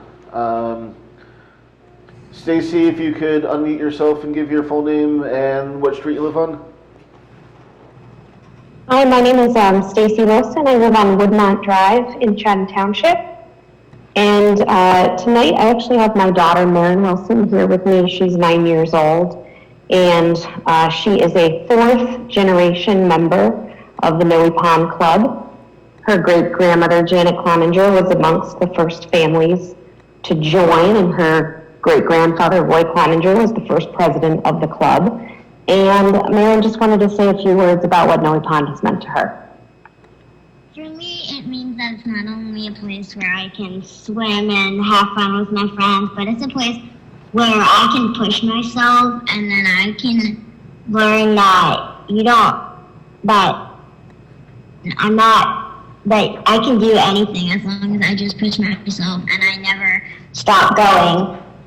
And I feel like the fact that you can pass all those tests, it really helps to do that. Because then you can do other stuff in life, I feel like. Thank you. We just wanted to say that we hope the Township Committee will do everything that they possibly can to protect that special place for our family and for this town. And in particular this summer, it's just meant the world to us. Thank you very much, Stacy. Okay, next up is Katie Ritchie. Katie, if you could unmute yourself and give your name and what street you live on. Hi, thank you. Katie Ritchie, it's Richie, and I'm at 8 Runnymede Road in the Township. And I am just calling in to express my strong support of the Township's purchase of the Charlie Brown site. And I want to thank you for all of your efforts thus far in securing the site. I think the purchase is essential to maintaining the integrity of our town. Furthermore, and directly related to the Township's purchase of Charlie Brown's, it's my deep concern over the sale of Noe Pond and the profound negative effect that the high-density housing built on that site will have on our schools, roads, and the children of our community. Noe Pond is such a special place, not only for the kids who are members there, but for their friends. And I believe for every person that drives by that stretch of Southern Boulevard multiple times a day, the natural beauty of that section of the road is something that I think we need to maintain for our township. It would just be heartbreaking to lose the recreational and green space there. And we have to remember that once that open space is taken away, we can never get it back. And I just want to thank you again for your efforts thus far, and just let you know how important it is to us that that Charlie Brown site be secured. Thank you. Thank you.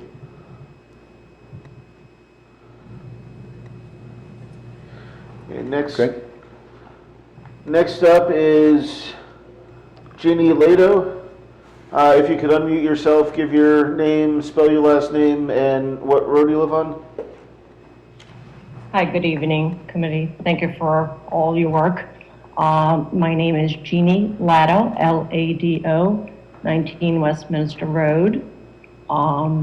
We moved to Chatham Township about 20 years ago from New York, looking for a quiet town, great schools, safe town, neighborhood, and great recreational spaces. And actually, we met Tracy Ness many years ago when we joined Noe Pond. And she actually was the one to introduce us to all the wonderful things and explain to us, coming from, New York City, not knowing what that meant, and explain to us what a magical place that was. And thank you, Tracy, for actually bringing us there. And it's been literally 18 years that we've been here, and we've been there many years at Noe. And the thought that that magical place that my kids have grown up with is going away, it just sickens us all. My son, who's 11, when I had to explain to him the situation, said, "Mom, that's not going to happen. It's not going to shut down. I could just, run with my bike and we'll just jump in the pond. It will never go away. Like, it's not going to happen, Mom." And I said, "Well, unfortunately, Christian, things don't work that way. We definitely don't want to see it close. We were very saddened by the news. The thought that somebody's trying to put apartments in that location, I can't even think of it. It's a beautiful place. You have the environmental issues. You have that beautiful view. When you go there, you relax, and there's nothing like it. For all these years, and especially most important this year with COVID, having that place to go to, and the kids, exactly like many other friends of mine have mentioned, not having the screens and being able to be free and have a location like that, you know, to enjoy. And it's not only the kids that enjoy it, the adults enjoy it. Everybody loves that place. And I can't imagine that that will be anything other than what it is. So we would definitely would like to see if, hopefully, that, as they mentioned before, if the Charlie Brown, if, you know, Chatham can take that over, because hopefully that will help us, you know, avoid this major issue. So if there's anything you guys can do, we would really appreciate it. And that was my main concern. Thank you for your time and for all you do. We really, truly appreciate it. Thank you very much. Greg, next.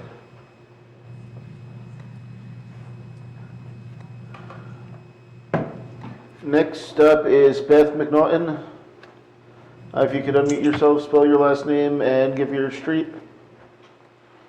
Hello, everybody. This is Beth McNaughton. I'm on Yarmouth Road in the Township. I'm here with myself, and well, hopefully myself, and my 10-year-old daughter, Hayden, who would like to speak as well. First, I have a couple of comments, a question, and then I just want to speak a little bit about my concern around the development on Noe Pond.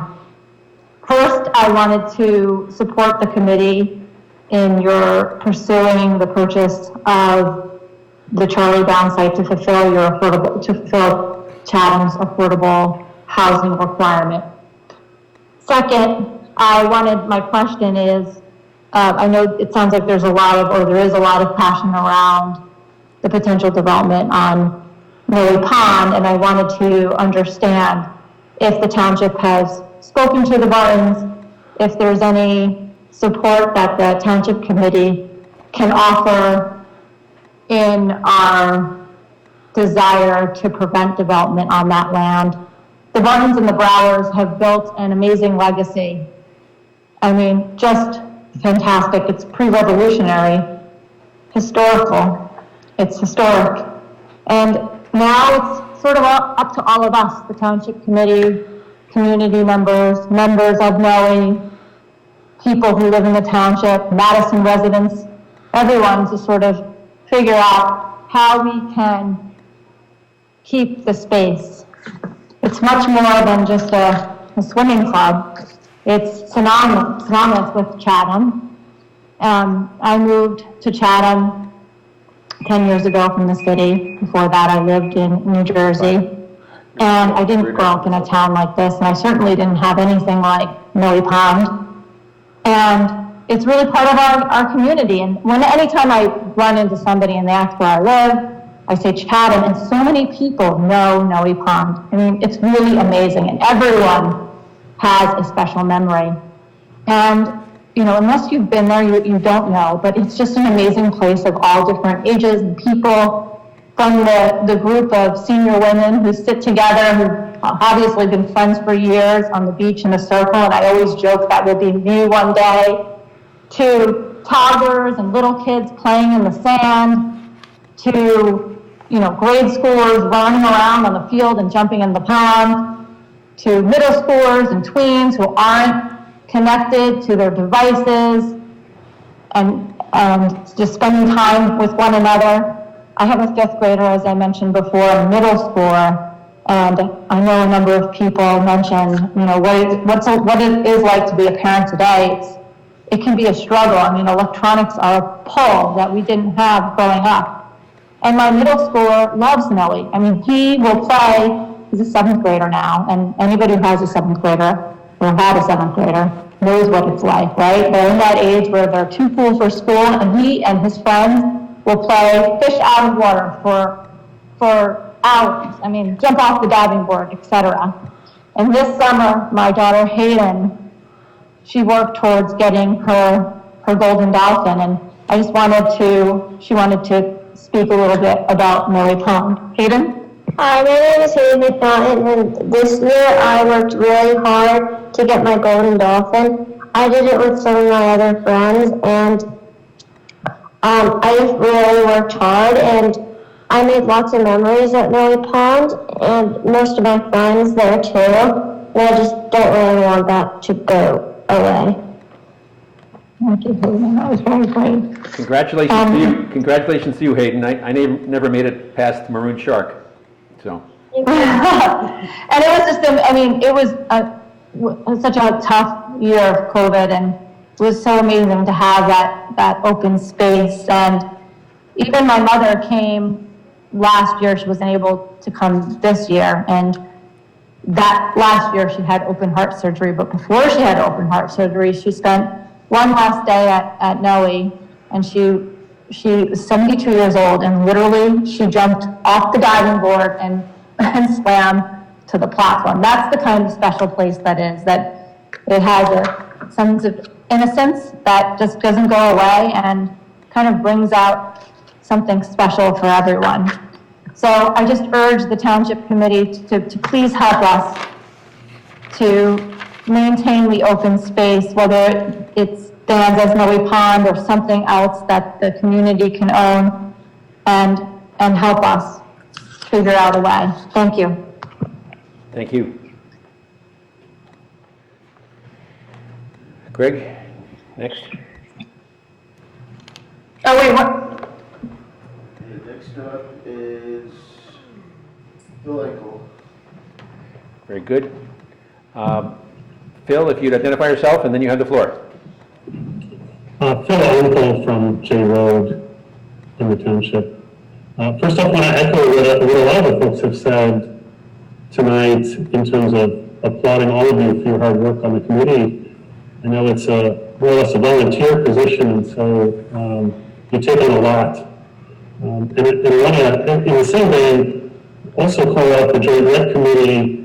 Tracy, I know you talked about that committee and the great activities that we have for our kids in the township, and how important it is, I believe, for this committee really to support the Joint Rec Committee and all of the programs that we have in the township. My kids went through those programs and are now in high school, and went today to a high school event outside, and it's just so gratifying and so important for our kids to have those outlets, especially in these difficult times. On the issue of Charlie Brown's, I think probably I share a lot of folks' views that this is the right direction that the committee is taking, so I support you in that. And I, in particular, am gratified that the committee is unanimous in its approach on this issue, because I perceive that there will be bumps in the road ahead. And Silverman Group is, from what I understand, known in the marketplace as being a fairly litigious bunch. And it's important that we as a community be strong together and unanimous in our approach to this topic.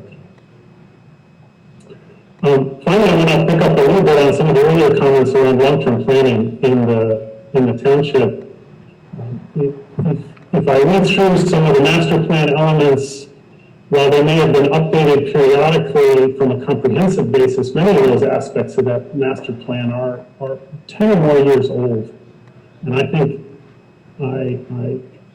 and I urge this committee to take a really comprehensive top-to-bottom view of the master plan and do that in conjunction with the community at large. There are a range of really active people in the township, a lot of local community organizations, and I think it's important for the township committee really to bring everyone together and systematically go through that master plan. And think about things like our infrastructure, like our green space, like our investment in our youth programs, because that's really how you build the right community for the future. So thanks again, everyone, for your hard work. I think I echo everyone's comments there. And I'll leave it there. Thank you. Thank you. Just a quick comment. I'm one of two people, along with Stacy, on the Township Committee who sit on the Planning Board. And yes, it is due for and probably overdue for a review of the master plan. And as part of the budget process, which began this month in October, working toward the budget for 2021, we are trying to build that budget to include the necessary funds for a top-to-bottom planning board review, which definitely needs to include a lot of community input. So that is in the works. Greg, any other comment, I guess, before we go on to the next one? Okay, Greg, any other hands? No, we can move on to the consent agenda now. Okay. Seeing no further hands, we'll close this public comment session. There will be another one at the end of the meeting. And thank you, everyone, for taking the time to participate. Mr. Mayor, before you complete this section, were there any written comments that were received? Were there any written comments that were received before 3 o'clock? No, we did not receive any written comments for this meeting. Thank you. Very good. The next item on the agenda is our consent agenda. Greg, could you read the items that are still contained on the consent agenda list? Yes, we have already removed the 2 resolutions for approving minutes.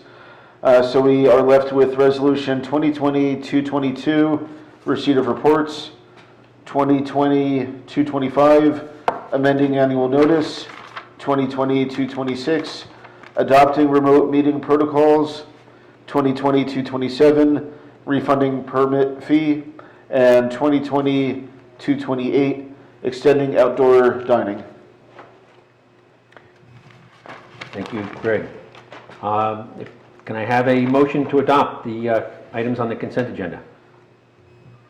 I will so move, and I just wanted to mention the extended outdoor dining that will happen if we keep with this kind of balmy weather, which I certainly hope that we do.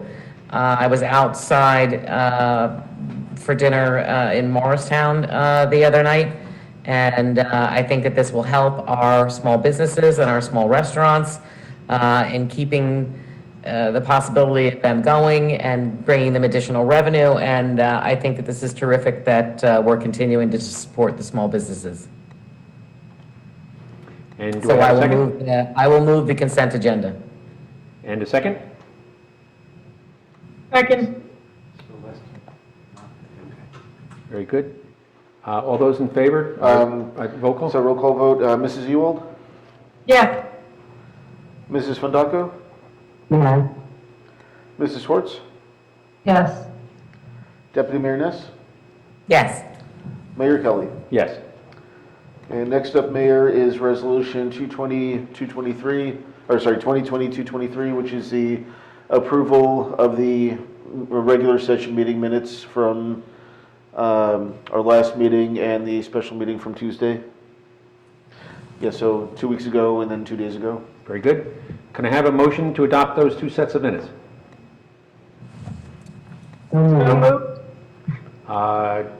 Celeste was first on the move, and Stacy, seconded? I'll second. Very good. Mrs. Ewald, Yes. Mrs. Fondaco, Yes. Mrs. Schwartz? You're abstaining? Yeah, but you know what, when it says, executive session, I should have looked at it a little more closely. Executive session minutes from the 8th and the 20th, Well, this is the regular session minutes from those 2 meetings. but the executive session minutes from the 8th and the 20th, the 20th is 2 days ago. These are the regular session minutes from the 8th and the 20th. Okay, so the regular session minutes, obviously I was not here for that, so I will abstain from approving the regular session Yeah. minutes. Deputy Mayor Ness? Yes. Mayor Kelly? Yes.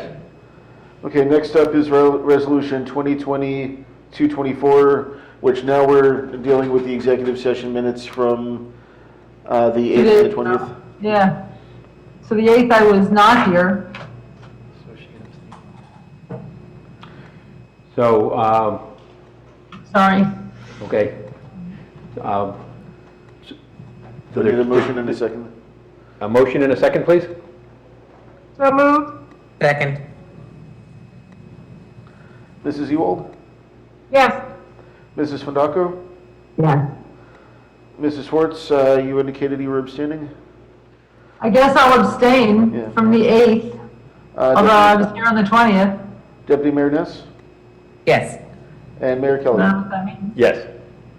Motion passes. Very good. We are at the introduction of ordinances. Greg, could you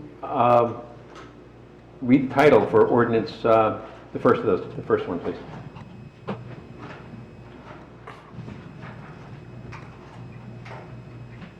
Yes, Mayor, this is ordinance 2020-18, an ordinance of the Township of Chatham, County of Morris, State of New Jersey, regarding private storm drain inlet retrofitting, and I will defer to Mr. Rushke to give any explanation. Yes, if I could ask Engineer Rushke if he'd give a brief explanation of this one, please? Yeah, absolutely, Mayor. Actually, I'm just going to give a broad overview for ordinance 18, 19, 20, and 21, because they're all related to the fact that we have the state of New Jersey issued a general permit that all municipalities have to follow regarding operating and maintaining a municipal stormwater collection system. So basically, the state issues a permit for us to, operate our stormwater collection system, our catch basins or pipes, or et cetera. And that general permit has various requirements that we are obligated to follow. And this actually, these are not new regulations regarding the stormwater permit. It was actually issued back in 2004 is when the permit was initially, the rules were adopted and DEP started to regulate the stormwater systems. And in Chatham through 2005 and through 2007, we've done a number of documents. We prepared a stormwater management plan, a stormwater pollution prevention plan. We adopted multiple ordinances. So there was a lot of activity that went on during that time frame in order to get us in compliance. And we have been in compliance with the state regulations for many years. They just recently reissued that permit, and in that permit, there was some modifications. And so basically these ordinances are being proposed and required under the state requirement for the permit to keep us in compliance. And so basically the ordinance 18 is, it relates to private storm drain inlet retrofitting. Basically when the municipality paves a road, we have to retrofit our catch basins with specifically sized holes within the castings to prevent solids and debris from getting into the collection system. And what the state is imposing that same requirement on private property. It's not regulated to residential. This is commercial property. So, for example, Hickory Square, if they were to repave their parking lot, they have to retrofit their basins as part of that process. So that's what that ordinance is basically enforcing. I'm just going to touch base on the rest of the ordinance, and then Greg can read them. But basically, the 19, the disposal of improper waste. That's basically the ordinance is just prohibiting non-stormwater related water from discharging into the collection system. It's very fundamentally, we do not want people discharging hazardous substances or other material into the storm seam. And this ordinance just gives us enforcement action to that we can take in order to enforce the permit that we're applying for with the DEP. Pet waste is just regulating pet waste, the proper disposal of pet waste. We don't want pet waste being disposed of in our collection system, thrown down the drains. It needs to be collected and properly disposed of. And the stormwater control ordinance number 21, that's an ordinance that it's a repeal and replace of a very substantial stormwater management control ordinance.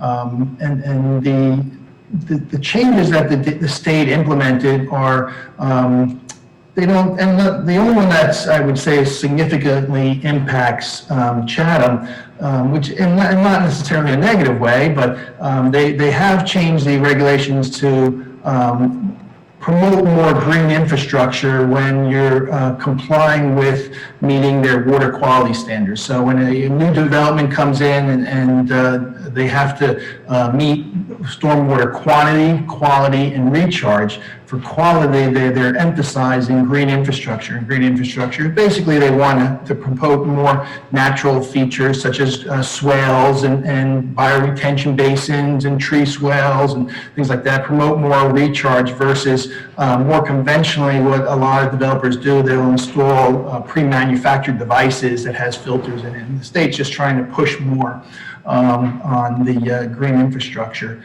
There are other changes, but none of them would significantly impact Chatham. Again, there's a requirement where actually, to surprise, the state's actually applying common sense. Is they have taken out the requirement where if someone's collecting water off a roof line and there are no sources of pollution on the roof itself, they do not require you to physically treat that. You can recharge that directly. So there's some practical things that are actually being implemented in the ordinance. So kind of those are the highlights where I think that may be most applicable to Chatham. So again, these are ordinances that are being proposed in order to, again, comply with the state permit and just to keep us in compliance with those requirements.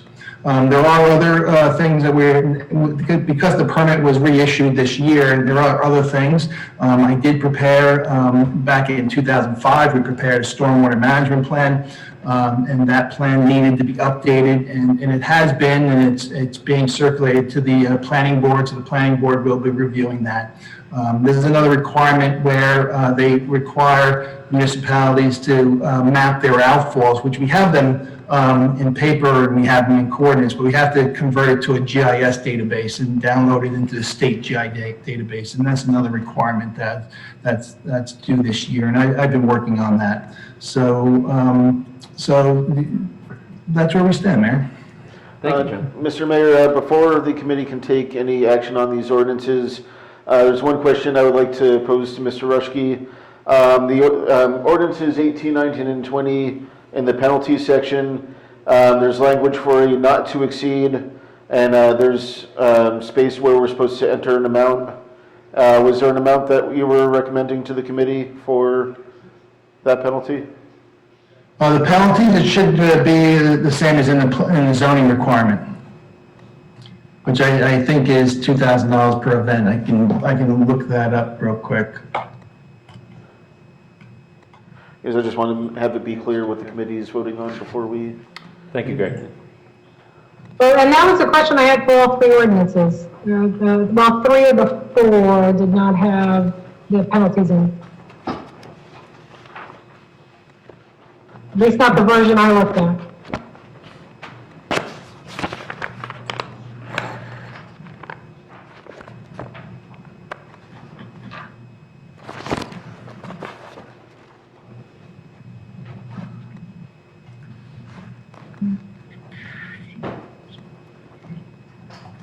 Greg, if you want to read the other ones while I'm just looking this up, and just so that, read the titles.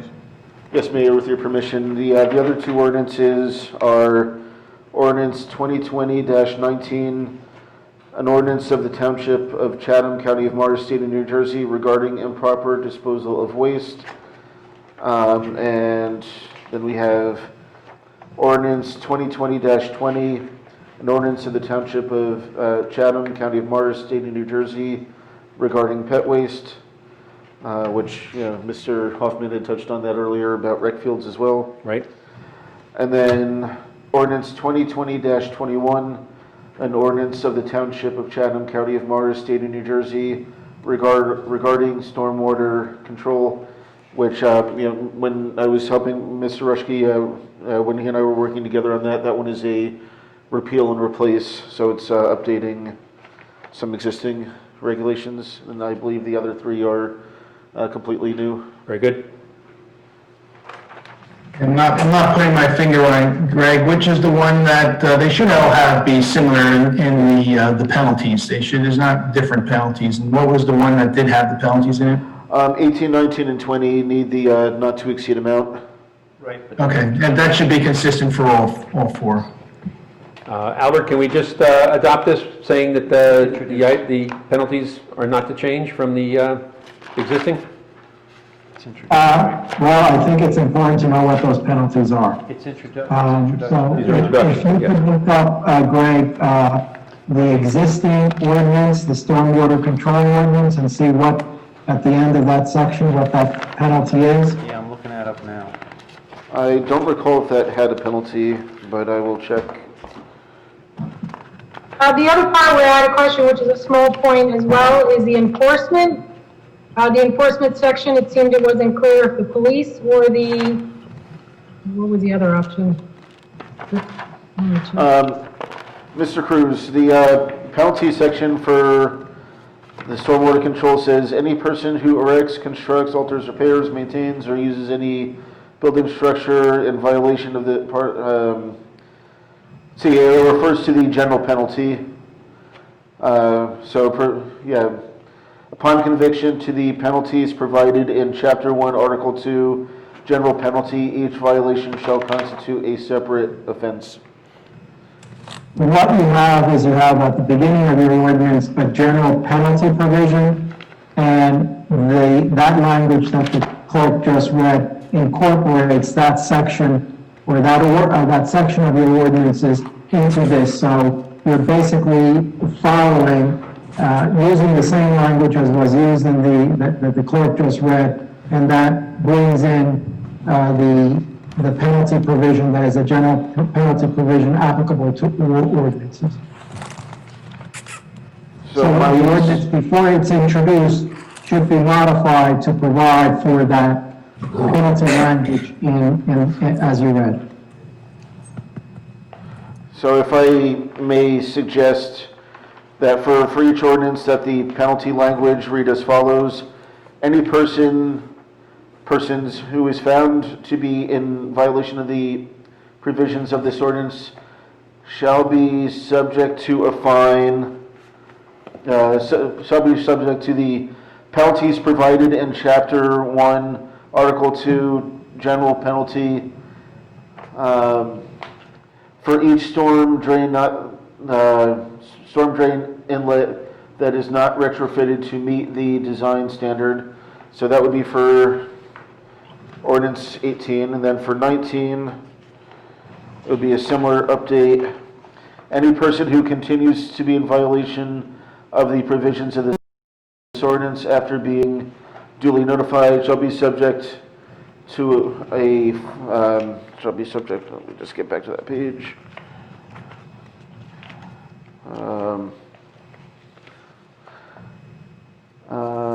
Shall be subject to the penalties provided in Chapter 1, Article 2, general penalty. And then for ordinance 20,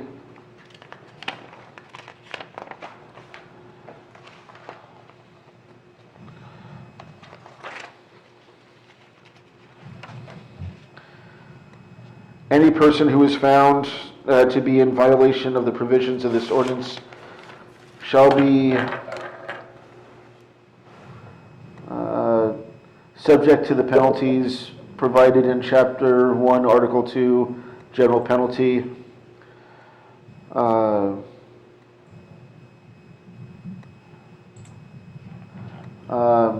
Each violation shall constitute a separate offense. Assuming that language is pleasing to the committee and to Mr. Rushkey and Mr. Cruz. Albert, does that language fulfill the necessary requirements? Yes. Okay. Yes. Very good. So when you're introducing these ordinances and you're introducing one at a time, you are introducing them as if it were written as the clerk explained. Okay. So you don't have to amend anything else. It's already amended when you introduce it. And I'll be making those updates before the ordinances are published for notice of introduction, and they'll be put on the website with those amendments. Very good. So the question I had though was the enforcement section also for, I think, 2 or 3 of them. Right now it says enforced by the police, in brackets, police department and or other municipal officials of the Township of Chatham. Does that have to be defined before we approve it, or Yeah, the brackets should not be included. Yeah, Mr. Rushkey, should that see police and township engineer, or? Well, I think for the pet ordinance, it is common to have it the police department or local health. And then for the other, the private storm, it can be by the police or the zoning officer. And then likewise for the improper disposal of waste. Okay, so I'll make those two changes as well, that the pet waste will be enforced by police and health officer, and then the second one, the others will be police and zoning officer. Very good. Okay, with those explanations, are there any other questions? Hearing none, can I have a motion to introduce ordinance 2020-18, private storm drain inlet retrofitting as explained? So moved. In a second? Thank you. Mrs. Ewald? Yes. Mrs. Fondaco? Yes. Mrs. Schwartz? Yes. Deputy Mayor Ness? Yes. And Mayor Kelly? Yes. Public hearing will be scheduled for November 12th. Motion passes. Thank you. Can I have a motion to introduce ordinance 2020-19, disposal of improper waste as explained? So moved. Second? Thank you. And a roll call, Greg? Mrs. Ewald? Yes. Mrs. Fondaco? Yes. Mrs. Schwartz? Yes. Deputy Mayor Ness? Yes. And Mayor Kelly? Yes. Motion passes, and public hearing will be scheduled for November 12th. Thank you. Can I have a motion to introduce ordinance 2020-20, pet waste as explained? So moved. Second. Stacy moved and Celeste seconded it. Mrs. Ewald? I think I got in there by a millisecond. That's all I'm going to say. Going 3 for 3, Tracy. Well, I think the deputy mayor, since she stepped in, it should be able to second it. Was Bob the tiebreaker on that? No, he was referring back to who stepped in what at the recreation fields tour. And Oh, come on. Should All have- right, it was me. you should have the honor Yes. of introducing. Politics is... I was so concerned with looking at the condition of our fields, and I didn't even realize I stepped in that little present. Greg, can you do a roll call? Are we up to that point? You know, we've had some meetings derail, but this is a whole new thing. So who's motioning and seconding? I have Stacy as motioning and Tracy as seconding. Okay. That's appropriate. Very good. Mrs. Ewald? Yes. Mrs. Fondaco? Yes. Mrs. Schwartz? Yes. Deputy Mayor Ness? Yes. And Mayor Kelly? Yes. Motion passes, and the public hearing will be on November 12th. Thank you, Greg. And can I have a motion to introduce ordinance 2020-21, stormwater control ordinance as explained? So moved. Second. Mrs. Ewald? Yes. Mrs. Fondaco? Yes. Mrs. Schwartz? Yes. Deputy Mayor Ness? Yes. And Mayor Kelly? Yes. Motion passes, public hearing on November 12th. Greg, just the two ordinances, the stormwater is in the zoning, and I believe also the private storm drain, so those have to go to the planning board first.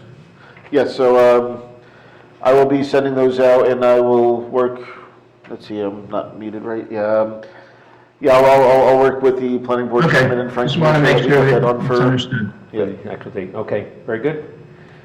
The next item on the agenda is ordinance 2020-22, amended affordable housing ordinance, and I'd ask Albert to please explain the points of this. Yes, Mr. Mayor, thank you. This ordinance is an amendment to an ordinance that the Township Committee adopted on October 24th, 2019. It is an affordable housing ordinance which explains the various affordable housing compliance mechanisms that the township is employing, and explains how the ordinance or the affordable housing units within the township of Chatham are governed. Since October 24th of last year, there have been several developments. On July 23rd, 2020, the township and Fair Share Housing Center entered into an amended settlement agreement.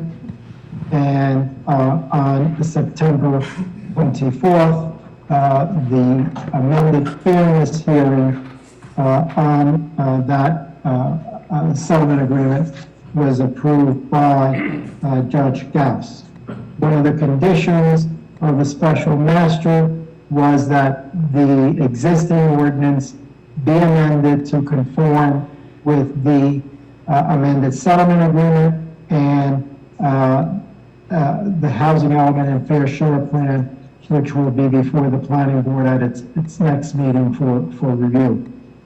So what you have here is basically an amendment to an existing ordinance, and that ordinance was preceded by another affordable housing ordinance adopted around 2010.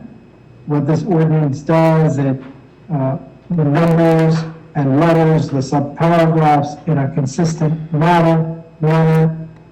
It conforms the ordinance to the settlement agreement, identifies the specific affordable housing mechanisms that are being employed by the township, and makes that ordinance consistent with the housing element and fair share plan.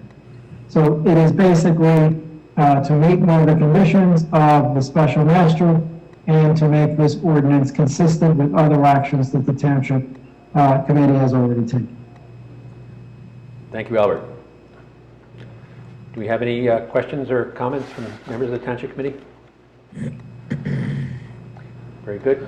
I would just like to note that when the committee received the ordinance, it was sent as a red line, largely so that the committee would be able to easily see what was different. So, I hope that didn't create any confusion. No, it was helpful, actually.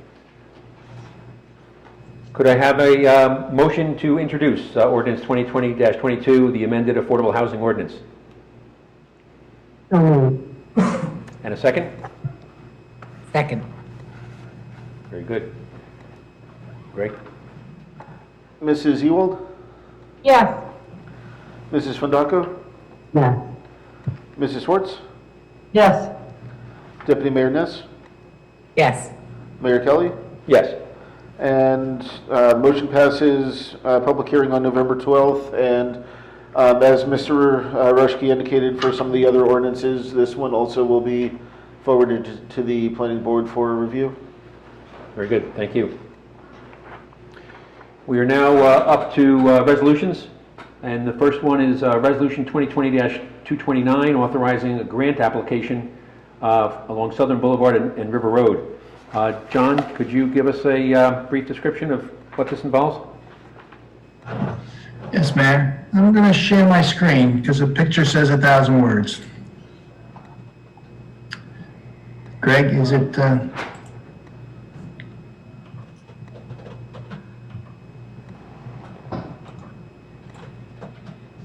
you should be good.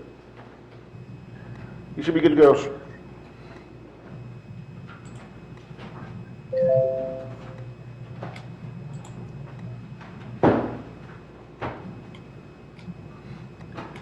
Okay, is my screen up? Yes, it is. Yes, sir. Okay. Basically, it's showing the red represents the proposed improvements of the project, and it is, as part of the grant application, we don't design it, we don't do a final design, it's just a concept. It's not even a preliminary design. We identify the general scope, we put a general cost estimate together, and that's really how the grant applications are prepared. So once a project, if we do receive a grant, then we go through the process of doing preliminary designs and final designs before we go out for a public bid. So this is generally a concept, And the basic concept is to basically connect the Chatham Glen development, the community that's located south on River Road, and basically allow them a means, safe access into the Fairmont Avenue intersection so that they can continue either on Fairmont or on Southern Boulevard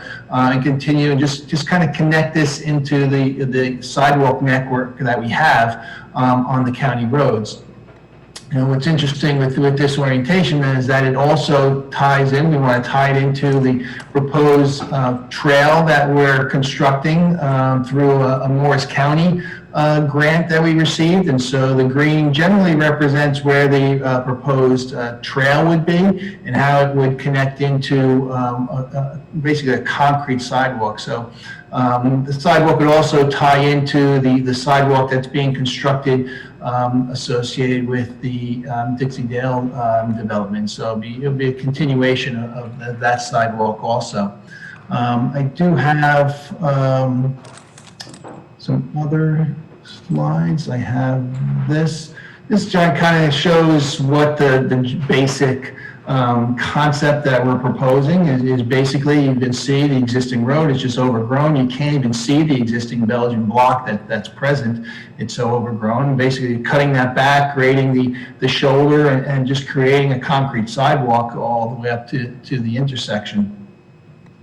We have another feature that we're proposing as part of, if I can get it.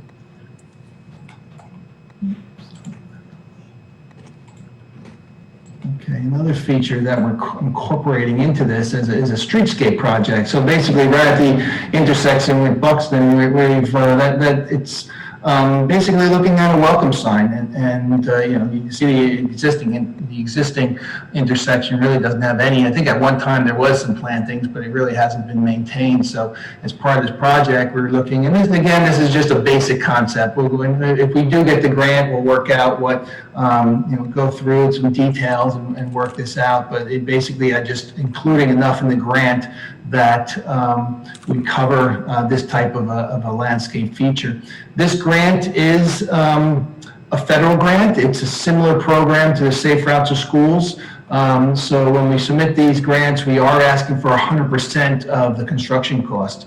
And unlike the general municipal aid, the DOT will adjust that grant amount. I've had success on multiple projects where they'll increase that grant amount based on the final design of the project. So we are projecting that this cost is about $600,000, and we are not asking for the town to participate in any of the grant capital construction costs. This program also has a design assistance, so if we do receive the grant, we can make that decision if we want to go through the design assistance program also. So that's the basic scope and basic layout of the proposed grant.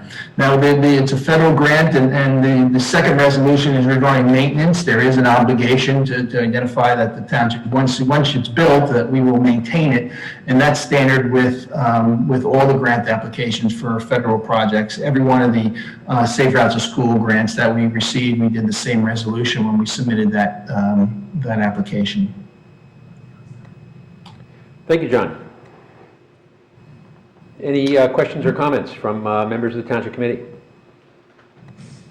I don't mind expressing additional concern about introducing pedestrian traffic at their peril and giving them the unrealistic expectation of safety that this area proposes. This is already a chaotic intersection, the intersection by the Chatham Church of Christ, which is not labeled properly up there. But between Buxton and the schoolhouse and the crossing at Fairmount and the crossing at Southern Boulevard, it is bedlam on a good day, and people are rushing, people are complaining incessantly. We've all heard it about the traffic that backs up on Southern Boulevard going up the hill, Snake Hill, the traffic going across south and north at Fairmount. Certainly our most recent discussions of group homes on Southern Boulevard and Fairmount brought to light the incredible traffic problems that people who live in this area discuss.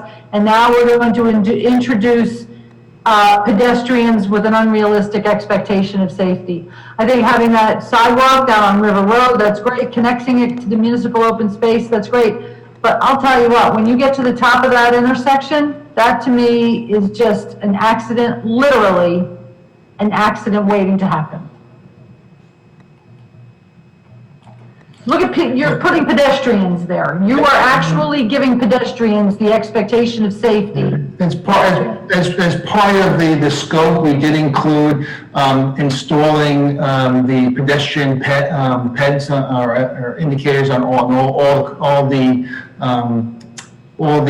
crosswalks. So, you know, certainly that is a concern regarding, it is a very busy intersection with 5 points, but as part of the project, it would be, you know, properly designed to meet DOT standards. The street lights will be upgraded so that you do have the pedestrian heads on each one, so that people would be able to have those push buttons and coordination. So that would be part of the project to improve the safety in the intersection. I personally just don't see it. I'm not going to beat a dead horse, but I'll tell you what, we've all heard stories about the traffic backup from one place to the other, from going up to the top of the hill on Southern Boulevard to trying to cross over on Fairmount, and now we're going to put people there. You're going to have traffic, and everybody's going to have to yield to pedestrians, and I think it's just dangerous. So that's my piece.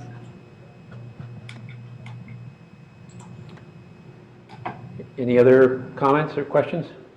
I think it's terrific. I think that looking at our master plan goals, our circulation goals, our connectivity goals, that having a sidewalk that takes people up and into Fairmount. Mike, I believe you spoke with the chief around any safety concerns, so maybe you can address that. And doing something that is, quite frankly, a nice to have. We're really not in the budget world right now where we're going to be able to get to nice to haves. And it's nice to have a nice entranceway into our town. It'll be one of the kind of first, one of these types of improvements that we've had in I don't know, forever. So it's great to see this. And I think that it ties in nicely with the new trails, and that whole area is going to be cleaned up. So it's not just all dead trees that have fallen over and we haven't cleared since Sandy. And it's at no expense to the residents. So I think it's a win-win-win. And thank you, John, for putting it together. Thank you, Mike, for kind of bringing this back out and having us take a relook at it. So I'm all thumbs up on this. The only thing, John, that I want to know is it going to take us another 5 years to get through this federal fund program? That's the one bummer. I'm not going to sugarcoat it. Yes, it's a federal program, and it does take forever to get processed. You know, there is no other sidewalks. There is no other transportation grant program where you can get this much money out of for one particular project. And so that's the downside of applying for these federal grants, is that it does take forever to get through the process. All right. Well, it's a fair trade, because at 100% grant, to do a project like this at $600,000 plus, that would be a meaningful improvement. It's worth the trade-off. I'll go with that. And I'll just add that talking to John, this is a proposal that meets many of their criteria for, certainly nothing is guaranteed, but in John looking at this, he strongly recommends it for its connectivity values to that neighborhood, which really represents almost a quarter of our residences in town, down in the Chatham Glen section, and then the added connectivity to the Woodland Trail on the Hillside Avenue open space tract, which we have received a $119,000 grant to expand and upgrade that trail system. So it has some strong connectivity benefits on the criteria that the grant program judges. John, I believe you said that it's a county road and the county engineers are supportive of this as a improvement and from their point of view? Yeah, we will get a letter from, I spoke to the county engineer, and we will get a letter of support, and it will go in with the application. Okay, and then we did run it by the police chief and the police department, and they reviewed it, and their position is that sidewalks are always a safety improvement, and they like this idea of the pedestrian upgrades at the Fairmount intersection, which admittedly is a busy intersection, but it's going to remain a busy intersection, and this is an improvement to make it safer. So, you know, I can appreciate the concerns, but I think that this, on balance, is actually an improvement in a number of areas. Any other thoughts or comments? Yeah, I would also agree, and especially, well, a couple of things. I remember this being brought up years ago, and it was by the community down in the Heritage Drive area who wanted their kids to be able to walk to school safely and not to have as many cars on the road. So, you know, I'm pleased to see this happening, especially now that it's going to connect. When Dixie-Dale went to the planning board, that was a big ask, was for them to put sidewalks around the property, including on River Road. So that would be really nice to have it extend from the Dixie-Dale property and then to be able to continue on up to the Little Red Schoolhouse, which I think, and the trails that you mentioned, I think that would be really nice. Any other comments or questions? I think it would be very nice to have another trail in town, too. Okay, Greg, could you, okay, I guess the next step is the motion to introduce, excuse me, it's a resolution, motion to adopt? So moved. And a second? Second. Very good. Greg, roll call, please. Mrs. Ewald? Yes. Mrs. Fondaco? Yes. Mrs. Schwartz? With all due respect to the hard work that went into this, I am voting no. Deputy Mayor Ness? Yes. Mayor Kelly? Yes. Then there's the companion resolution of 2020-230. Yes. Since this is on township land,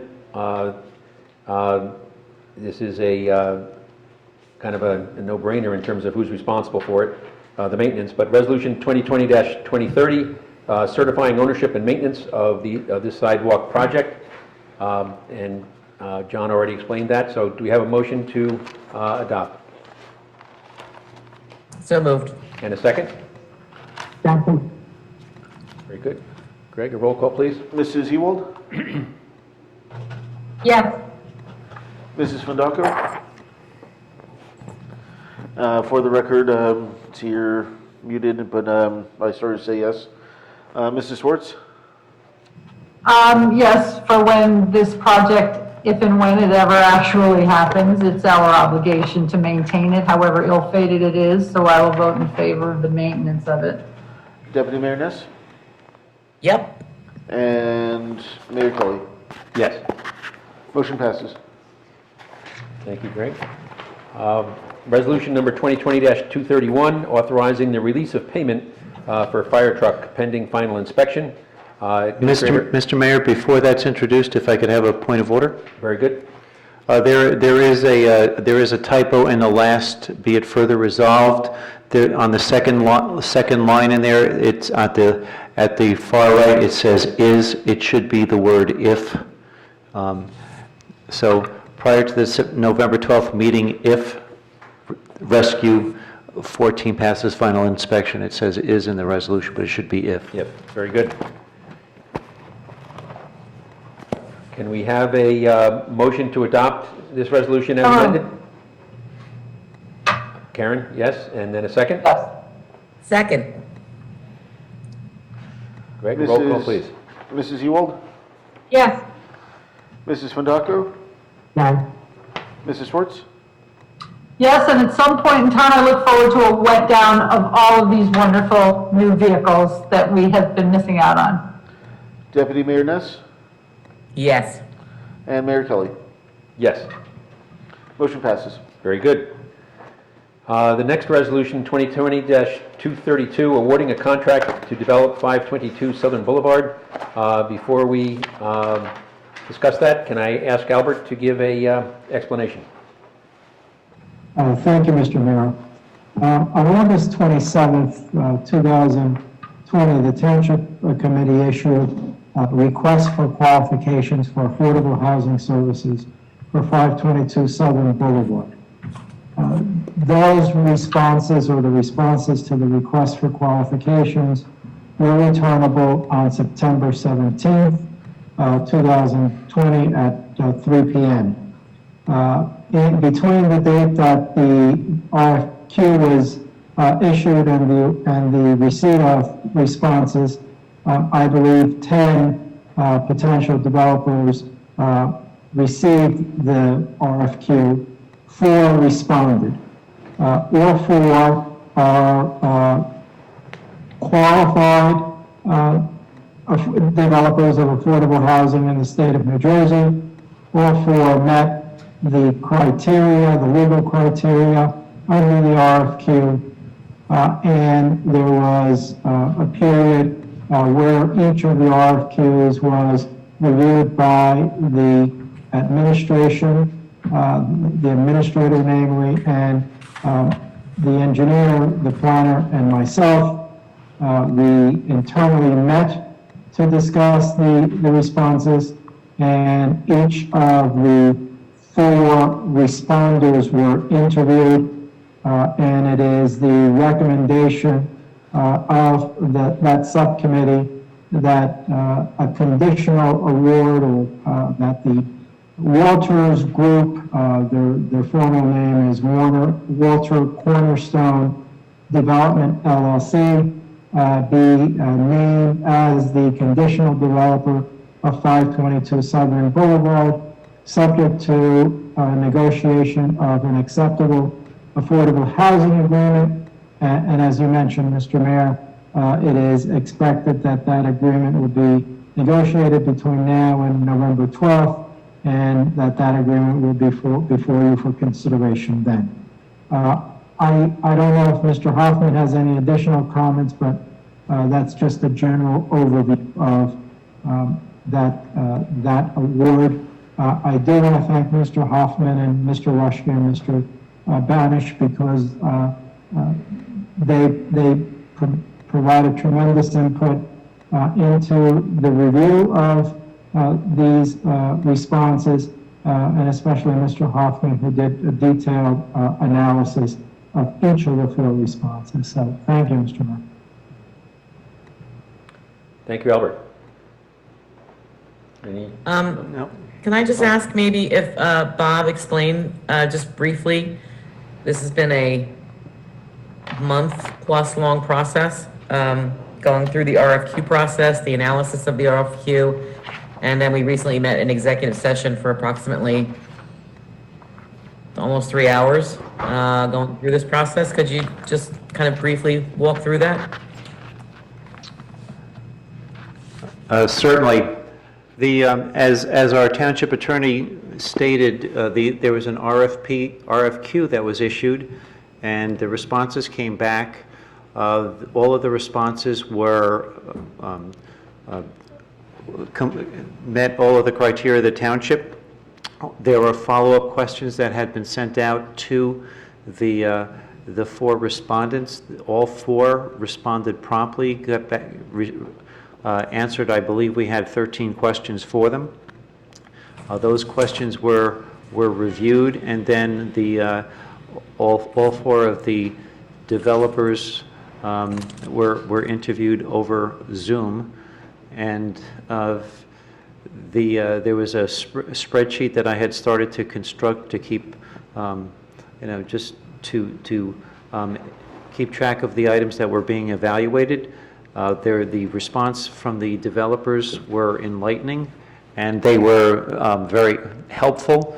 The Township Committee, the subcommittee and the Township Committee discussed the definition for a pilot, as well as what's involved in a 9% tax credit, what's involved in a 4% tax credit, what's the exposure to the township for the 9% tax credit, what would be the exposure if the township had to use the 4% tax credit, there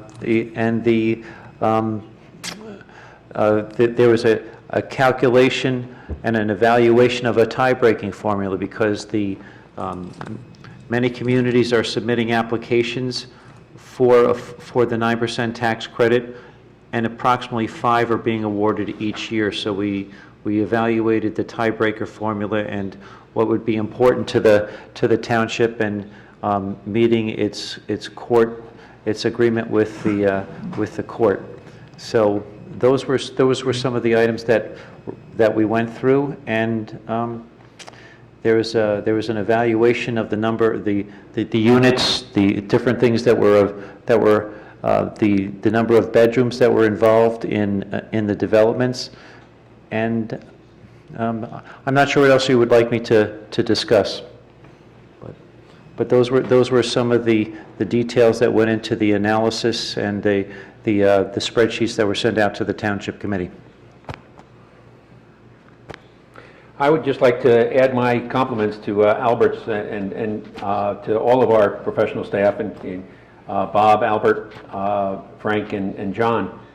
This was a extremely detailed and technical process to really drill down into 4 developers' RFQs. This is a significant step in our whole affordable housing process, and it's really almost a 2-stage step. Where tonight we're authorizing and we're conditionally selecting the developer, and we expect that at our next meeting on November 12th, we'll have negotiated a contract, resolved the details, and I think these 2 steps taken together really are one of the more significant steps forward in our whole affordable housing process. And having spent a lengthy executive session on Tuesday, again, this just before this meeting, another hour's executive session, and going over all of the spreadsheets, the questions, the follow-up questions, the answers, I'm very comfortable with this selection, and I think it's a great decision for Chatham Township. So thanks again for the work that everybody did on this. Yes, I'd like to say thank you too. That was an exhaustive process, and it was really helpful for all of us to be able to compress some of that information, to ask a lot of questions. It really drilled down on in getting into the heart of this, and all of your work made that much easier for us to have a more fulsome discussion on choosing a developer. So thank you very much. You're welcome. Any other questions or comments? Hearing none, then I would entertain a motion to adopt Resolution 2020-232, awarding the contract to develop 522 Southern Boulevard to the Walters Group. So moved. Thank you.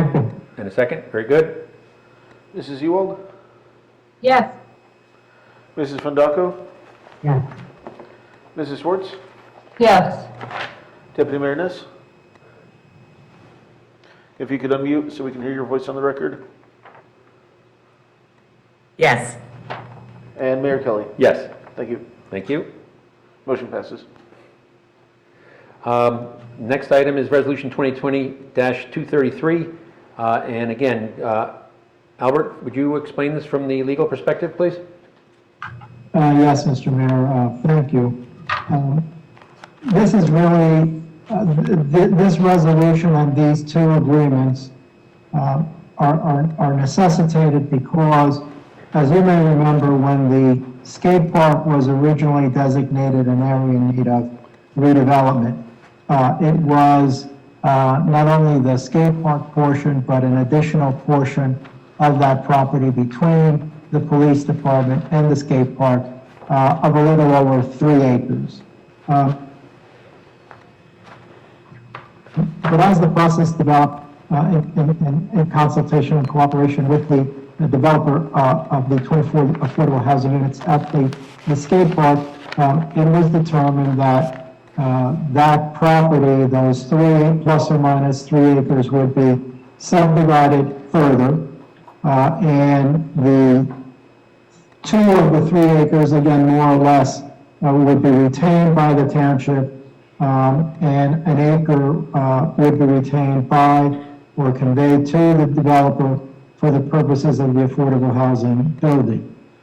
So in essence, originally it was contemplated that that entire parcel, or portion of the parcel of 3 plus acres would be conveyed.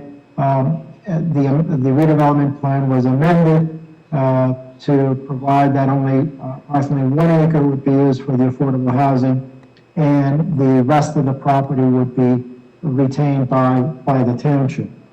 As a result of that, certain of the agreements that had already been entered into have to be amended, and also because there is less area for the developer to bring all of the utilities to the property, to coordinate those utilities with the utilities for the police department, the Department of Public Works, and the cell tower, which also exists on the property. It requires that a reciprocal easement agreement be entered into. That's another way to say that is cross easements, and basically the township is allowing the developer to use some of its properties for utilities, and likewise the developer is allowing the township to use some of their property, or what will be their property, for utility easements. If you look at the plan for the easements and the utilities, it is a real can of spaghetti the way it's all laid out, and so this it's all laid out on the plan. This reciprocal agreement puts that spaghetti into words.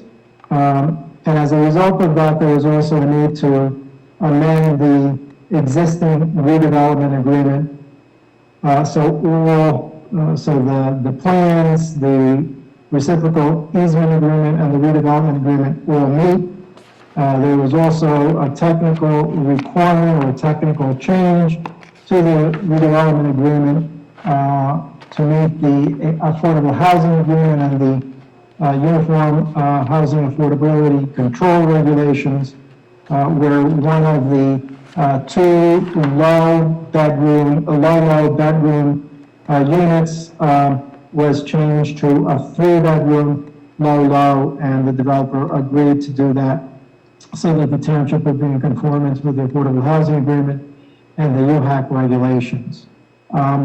This has been a process that has taken some time to accomplish, and it is important that the township act on this tonight, and I would like to take an opportunity to read a letter from the attorney for Sutherland Boulevard Urban Renewal LLC, who is the developer of Arbor Green at Chatham, because it gives further explanation to what I've provided and brings the committee up to date on what is occurring with that development proceeding forward.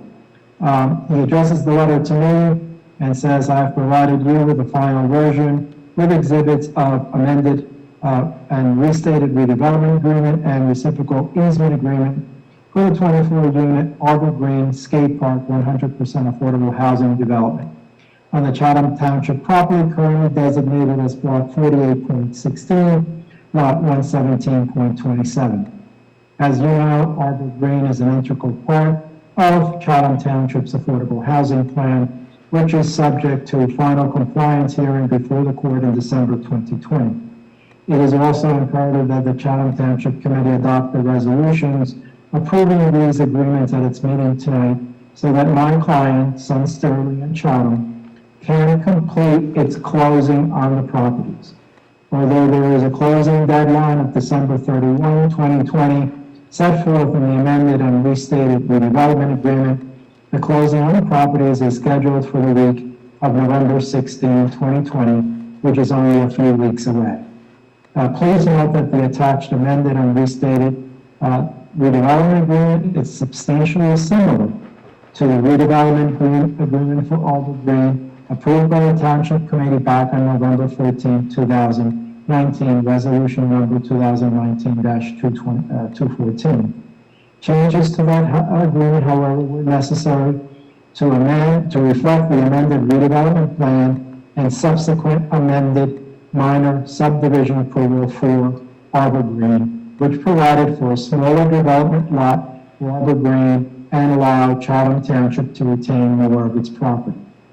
As amended and restated redevelopment agreement in lieu of the first amendment is proposed so that all the provisions of the agreement are contained in one document and there is no confusion as to which provisions control between two separate documents.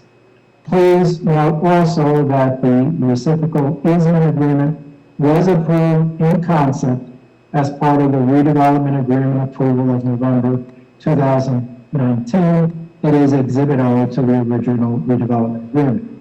The proposed reciprocal easement is a standard agreement for subdivided lots that are owned by separate entities and ensures that the Arbor Green development on the new lot and the township operations on the remaining lot will each be able to operate as efficiently as possible. Thank you for your assistance with this matter. There are two other items that I want to point out to the Township Committee.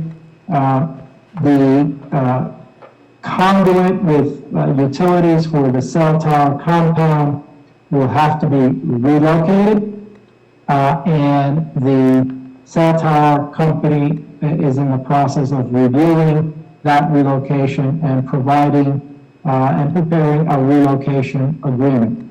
The developer has agreed to bear all costs of that relocation, both the conduit with the lines running through the skate park property and any additional relocation expenses that are incurred by the cell tower company or the cell carriers within their compound. So that is an important financial consideration. The second consideration is that there is the possibility, and Mr. Rushke is exploring right now, improving the gas and water line services to the Public Works Building and the Police Department. The developer is already putting in new lines, and the township may be able to tie into those lines to provide better service to those two departments. The developer will pay for the new lines to service their units, and if there is no additional cost for the increase of service to the municipality, they will also construct that. However, if this increase in service to the municipality results in additional costs, the difference between the developer's original costs and what it would cost to improve the service to the municipal buildings would be borne by the municipality. The municipality does not have to make that choice now. Basically, what the agreement says is that the lines stay as they are unless the township gets approval from the utilities for the relocation, understands what the price is for that, and whether or not it is something that comes within the expense of the developer. So that's my layman's understanding of the improved service for these two things. Perhaps if I didn't explain it fully, Mr. Rushke can explain it or re-explain it. But in essence, this is now because the township has decided to retain a larger portion of that property. makes it a very tight site, and it necessitates these easements or these cross easements between the developer and the township and the developer, and then the documents to reflect what is going to be constructed there. Thank you, Albert. So, Any if Mr. questions? Lushkin- Or John, Yeah. is there anything that needs to be added to that? No, Mayor, I think Albert went through it very thoroughly. Thank you. At 10:30 especially, thank you.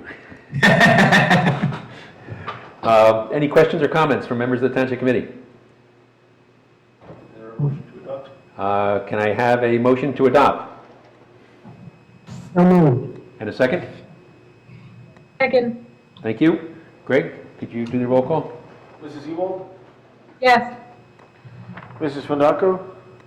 Yes. Mrs. Schwartz? Yes. Deputy Mayor Ness? Yes. And Mayor Kelly? Yes. Motion passes. Thank you. The next item is Resolution 2020-234, designating a bond anticipation note. The administrator kind of gave a description of this at the start of the meeting. Is there anyone with further questions or comments?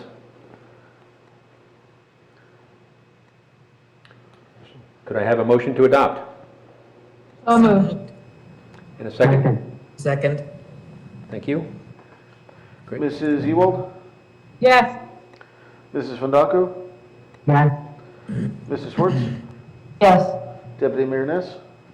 Yes. And Mayor Kelly? Yes. Motion passes. Thank you. The next item is a discussion item, hours of operation for liquor licenses.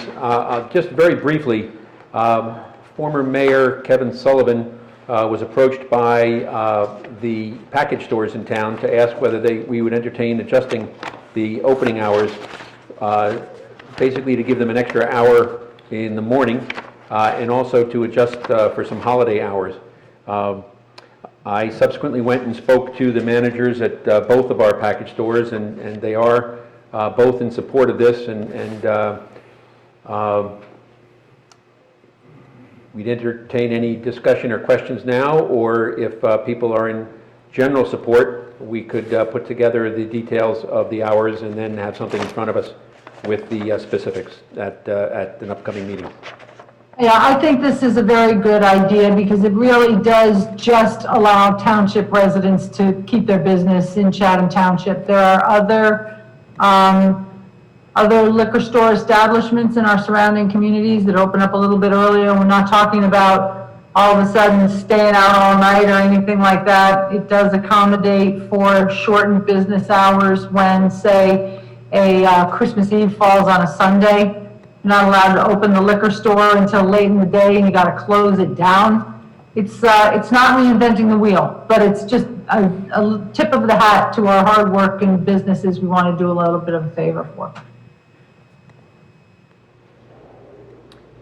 I'd like to understand what the hours are, so we don't have those, Mike, is what you're saying? Yeah, I don't have those in a written form with all the details right now, but if there's, if people are willing to consider. We do have a certain outline. If I can run to my office quickly. And at one point in time, we were corrected on them because of something Greg, you had pointed out, actually. Yeah, we do have the hours. Greg has them in his office. Yeah, I'm gonna run to my office quick. I'll Considering email. the time, do we want to drill down into this more right now, or do people want to have it in front of them in a finished form to discuss and adopt at the same time at an upcoming meeting? I would like to see what the hours are and just look at the parity with the other towns. Okay. If I recall correctly, Madison and Chatham Borough both allowed for a 10 a.m. start time on Sundays. Other surrounding towns were noon, the way we are, for package stores. I couldn't quite hear that, Greg, I'm sorry. Madison and Chatham Borough both allow as early as 10 a.m. on Sunday for liquor stores to open. The other surrounding towns were a noon start on Sunday. And then with the state regulations, the state allows for as early as 9 a.m. So our current ordinance technically allows, I think, 8 AM, but, yeah, per state law, 9 AM is the earliest. So if we're going to make a change, I would suggest that other days be brought into compliance with the current state regs. Well played, Greg. So our current state regulations say 8 AM?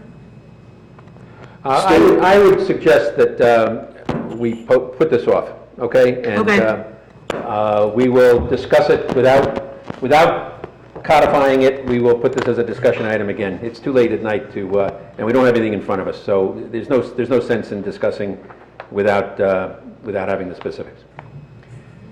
At the end of the day, it's just a good thing we should be considering. Yes. That's what I think, and I thank you for your time. I will apologize. I meant to send my spreadsheet as preparation for this meeting. I'll make sure that that goes out for the next meeting. Thank you, Greg, and it was my fault.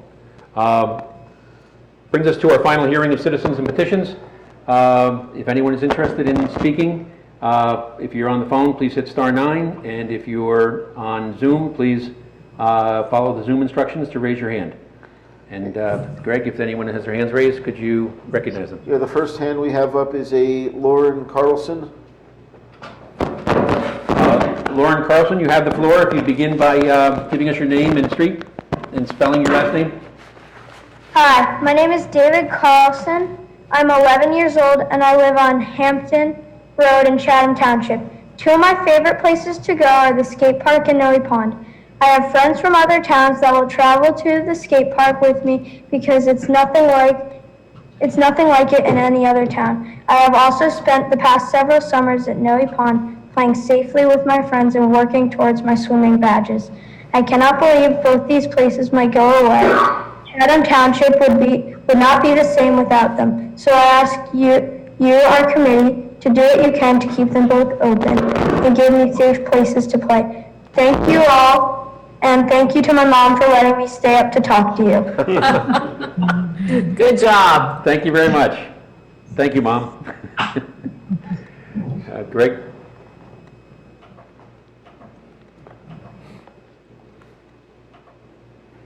Next up is Dan. Yeah, Dan Miller, Green Village. First off, I just want to clarify, Mike, I appreciated your comments earlier, with the exception of what I said about the racist statement said by a committee member was not a political.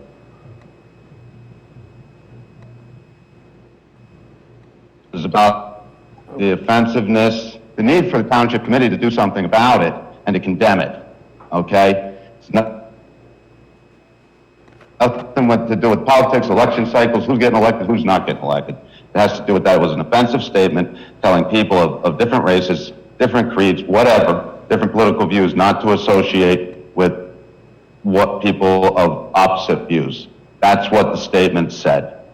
And so that's that. The other thing was, Committeewoman Ewald, you didn't answer my question about the bicycles in Green Village and maybe putting a message in the next Mayor, I can answer that one. Or flyer going out. And thirdly, you know, I can appreciate what everybody's saying about Noe, and I certainly agree it's been a mainstay here for many, many years. You know, unfortunately, it was privately owned property, and those folks are doing what they're doing, and it's the township's responsibility to handle what's going to happen there through proper planning, through proper zoning, and through proper enforcement of such. And, you know, I certainly hope that that's going to happen. I think it will. You know, I've been around a while, as have a few of you, and I remember when there were no Chatham Hill Apartments, there was no ShopRite, there was no Ace Hardware, which was the A&P originally.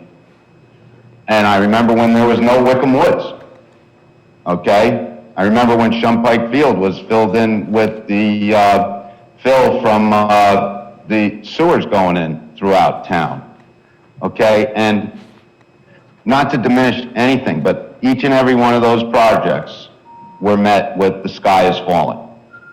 each and every one of those projects was the end of Chatham Township as we know it. And I think these days, I don't think anybody would have it any other way than to go to the ShopRite when they need a gallon of milk, 5 minutes away. Or, Ace or the liquor stores or CVS or Dunkin' Donuts or the deli or any other one of those businesses, that are there that people patronize. I don't think anybody notices the Chatham Hill Apartments, that they are what they are. Chatham Racket Club as well. And just think about Shumpike Field, when it was such a huge thing to be dumping the excavations from the sewer projects there, and oh my God, what's going on? We wouldn't have it any other way today than to have those ball fields there, and we actually wish we had more. So, progress is always inevitable. Progress done right is debatable. So I hope we all keep that in mind, but I'm looking forward to that answer on the bicyclists out here prior to sound ordinance times. And also, I'd really like to get an apology from Committeewoman Fondaco. Thank you. Thank you, Dan.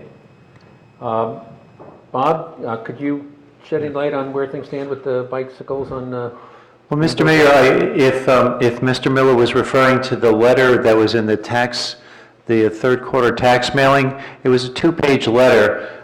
There had been, and I'm the one that wrote it, there had been some information about the bicycle, bicycle courtesy in there, but candidly, I took it out because we needed more room for the election information that had just come out, and that was more timely. With the introduction of our new website, I figured that we would be able to introduce and keep that information fresh if we put it onto the website. But the mailer, we needed more room for discussion, for the outline of how people were going to vote, because the information had just come out. Right.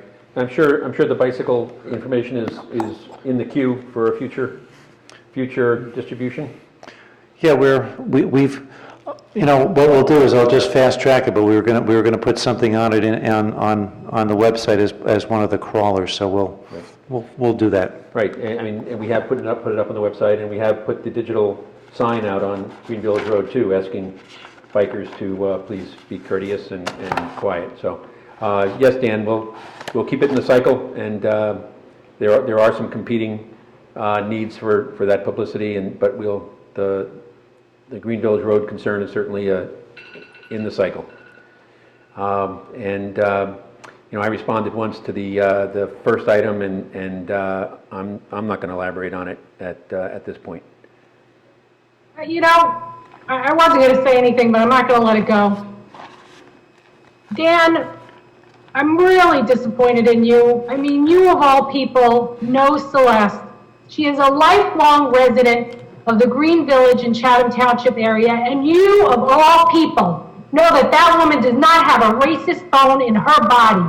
So I am deeply offended that you brought this to the Township Committee and you dragged this woman through, that 80 people were on there and had to hear you say that. I am so disappointed in you. The comment that she made was because she was disappointed that there were elected officials and candidates who were at an event where people were maskless and next to each other.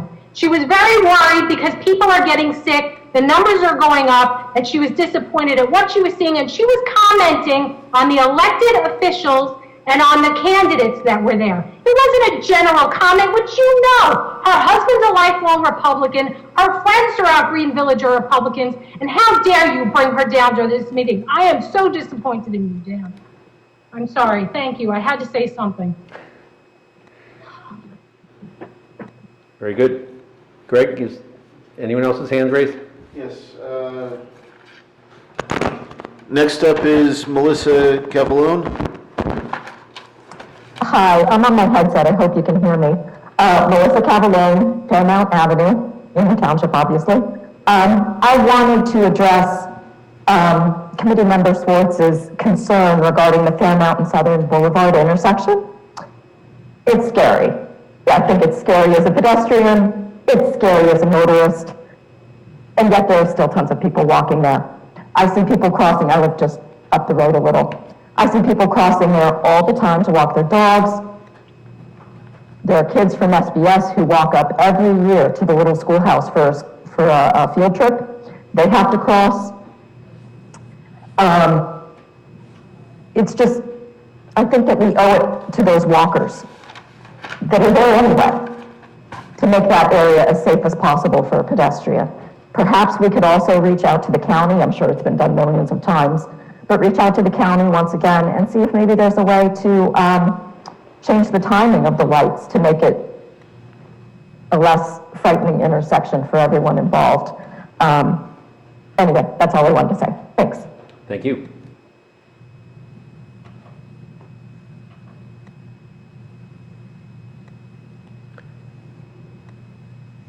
Next up is Jeannie Lito. Jean Lato, you have the floor. If you'd identify yourself. Jeannie Leda, 19 Westminster Road, Chatham Township. I just had a question, actually. I thought of something. When we first moved to Chatham Township, we joined Colony, and we were there for, I think, a summer or two before we moved to Noe Pond Club.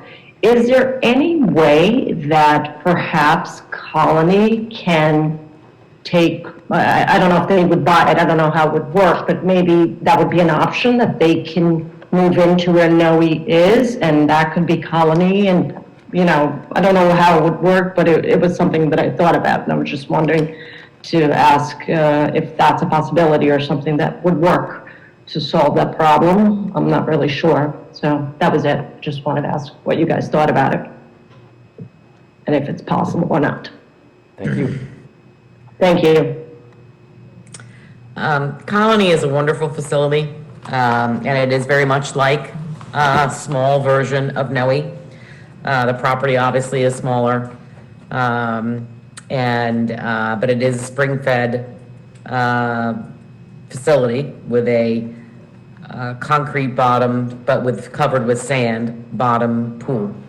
It is a municipally owned and operated facility. It was originally given, it has an historic properties to it. It was originally given it to us by the Colony Association. So it's not something that we can necessarily kind of transfer over because the facility would still exist. Colony would still exist. And we have had examples in the past of legacy families working with the township, specifically the Kirby property, if you know the property that goes out Shunpike, where there's a farmhouse and a great deal of land out there. The Kirbys worked with the Morris County Open Space and a bunch of other people to preserve their land. And it was quite a wonderful preservation since it's right across from the Wanaka trails. And we just weren't afforded that opportunity this time. And it is something that we would have been open to looking at and talking about. And, you know, at this point, we have to understand that that wasn't an option for us, that it was just, it went to a private sale. And we're going to do the best that we can to, you know, see how this whole thing is going to shake out.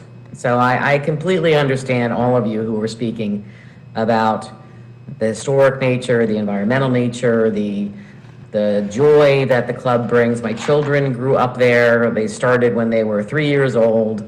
And you're right, they ran all over the place. They were on the swim team, even though, if you've ever seen my children, we're not lithe of body. We're not real swimmers. But swam up a storm, played tennis. And it was how we were there from morning until close. So I completely get this when you're talking about this, as does Mike, who has been there as a member, as others who have been members there. And it is very sad. So let's just see what we can do. Let's just see how this whole thing shakes out. Any other comments or questions from the Township community members? Okay. Greg, any other hands raised? Mark Hamilton, you're up next. Mark? Hi, good evening. Can you hear me? Just like to confirm. Yes, we can. We can hear you. Okay, great. This is Mark Hamilton, Highland Avenue, Chatham Township. And for the full disclosure, I think everybody knows I am a candidate for the Township Committee. I was not planning on calling in tonight, and certainly not planning in on weighing in on this issue, but regrettably, I feel compelled to do so to address specifically Mrs. Ewald's recent comments and the comment raised by Mr. Miller. I'm looking forward, if it should happen to pass, that I get elected to the committee, to working collaboratively and politely and respectfully with Mrs. Ewald, Mrs. Ness, and Mrs. Fondaco, should that be the case. And I will always do that with people of all persuasions in this community. But, you know, the fact of the matter is I take issue, as do many Republicans in this town, with both the comment by Mrs. Fondaco and more so, believe it or not, I didn't think I could be more offended than I was by Mrs. Ewald's attempt to spin it and to impugn the character of Dan Miller as if he had said something that was untrue. Now, the fact of the matter is the statement that was made by Mrs. Fondaco was with regard to a photograph of an African-American man and a Republican member of the Chatham community talking to each other. There was no reference to any candidates. Mrs. Fondaco is not a political candidate right now. She's not running for re-election or anything for several years. The fact is, she saw a picture of an African-American man talking with a Republican and felt compelled to post, "It makes me sad to see a person of color associating with a Republican." It didn't have anything to do with COVID, and how dare you, Mrs. Ewald, with all respect, to claim that it did. The fact of the matter is it was offensive, it was unbecoming to a member of the committee, and Mr. Miller's question deserves a response. It's a yes or no question directly for an elected member of our committee, Mrs. Fondaco. Do you think that all Republicans are repugnant? Does it make you sad to see people of color speaking with a Republican? And will you apologize for making that comment? Because it was offensive to everybody, and I believe that people of all colors and all political persuasions should be free to associate with each other without being ridiculed. And I'm just going to hang up and leave it at that. Thank you, Mr. Hamilton. I'll repeat what I said at the start, is that this is the governing body of the Township Committee. We meet here, it's now 3.5 hours, to do the public's business. If somebody wants to debate something that happened on Facebook, they can debate it on Facebook. The Township Committee has a long-standing practice of trying to keep its focus on the public's business from this dais. And we acknowledge that the public and candidates can speak unfettered when they come to the microphone. That's their right. However, it is disappointing that the final meeting before the election, that this has, people have used this forum, which is not the correct forum for a discussion which is happening on Facebook. So I will refer that back to the forum that it was being conducted on, and invite you to continue it there.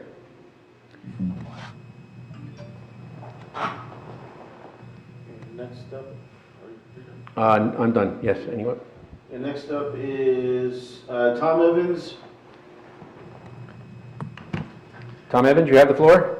Mr. Evans, if Hi, Tom Evans, Birchill Drive.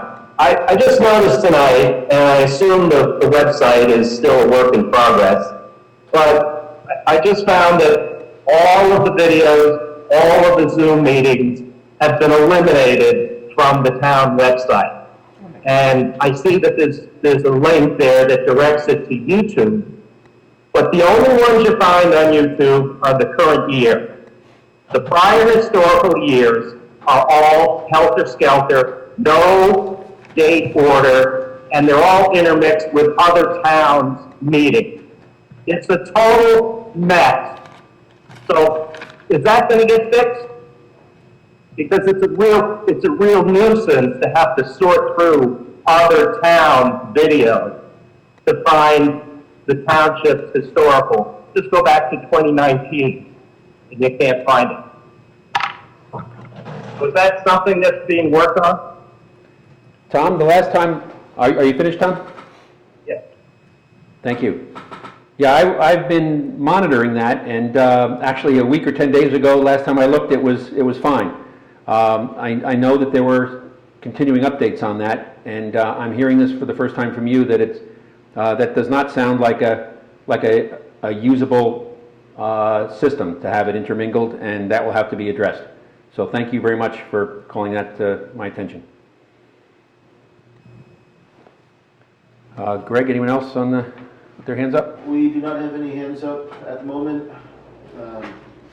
Sorry. We do not have any hands up at the moment.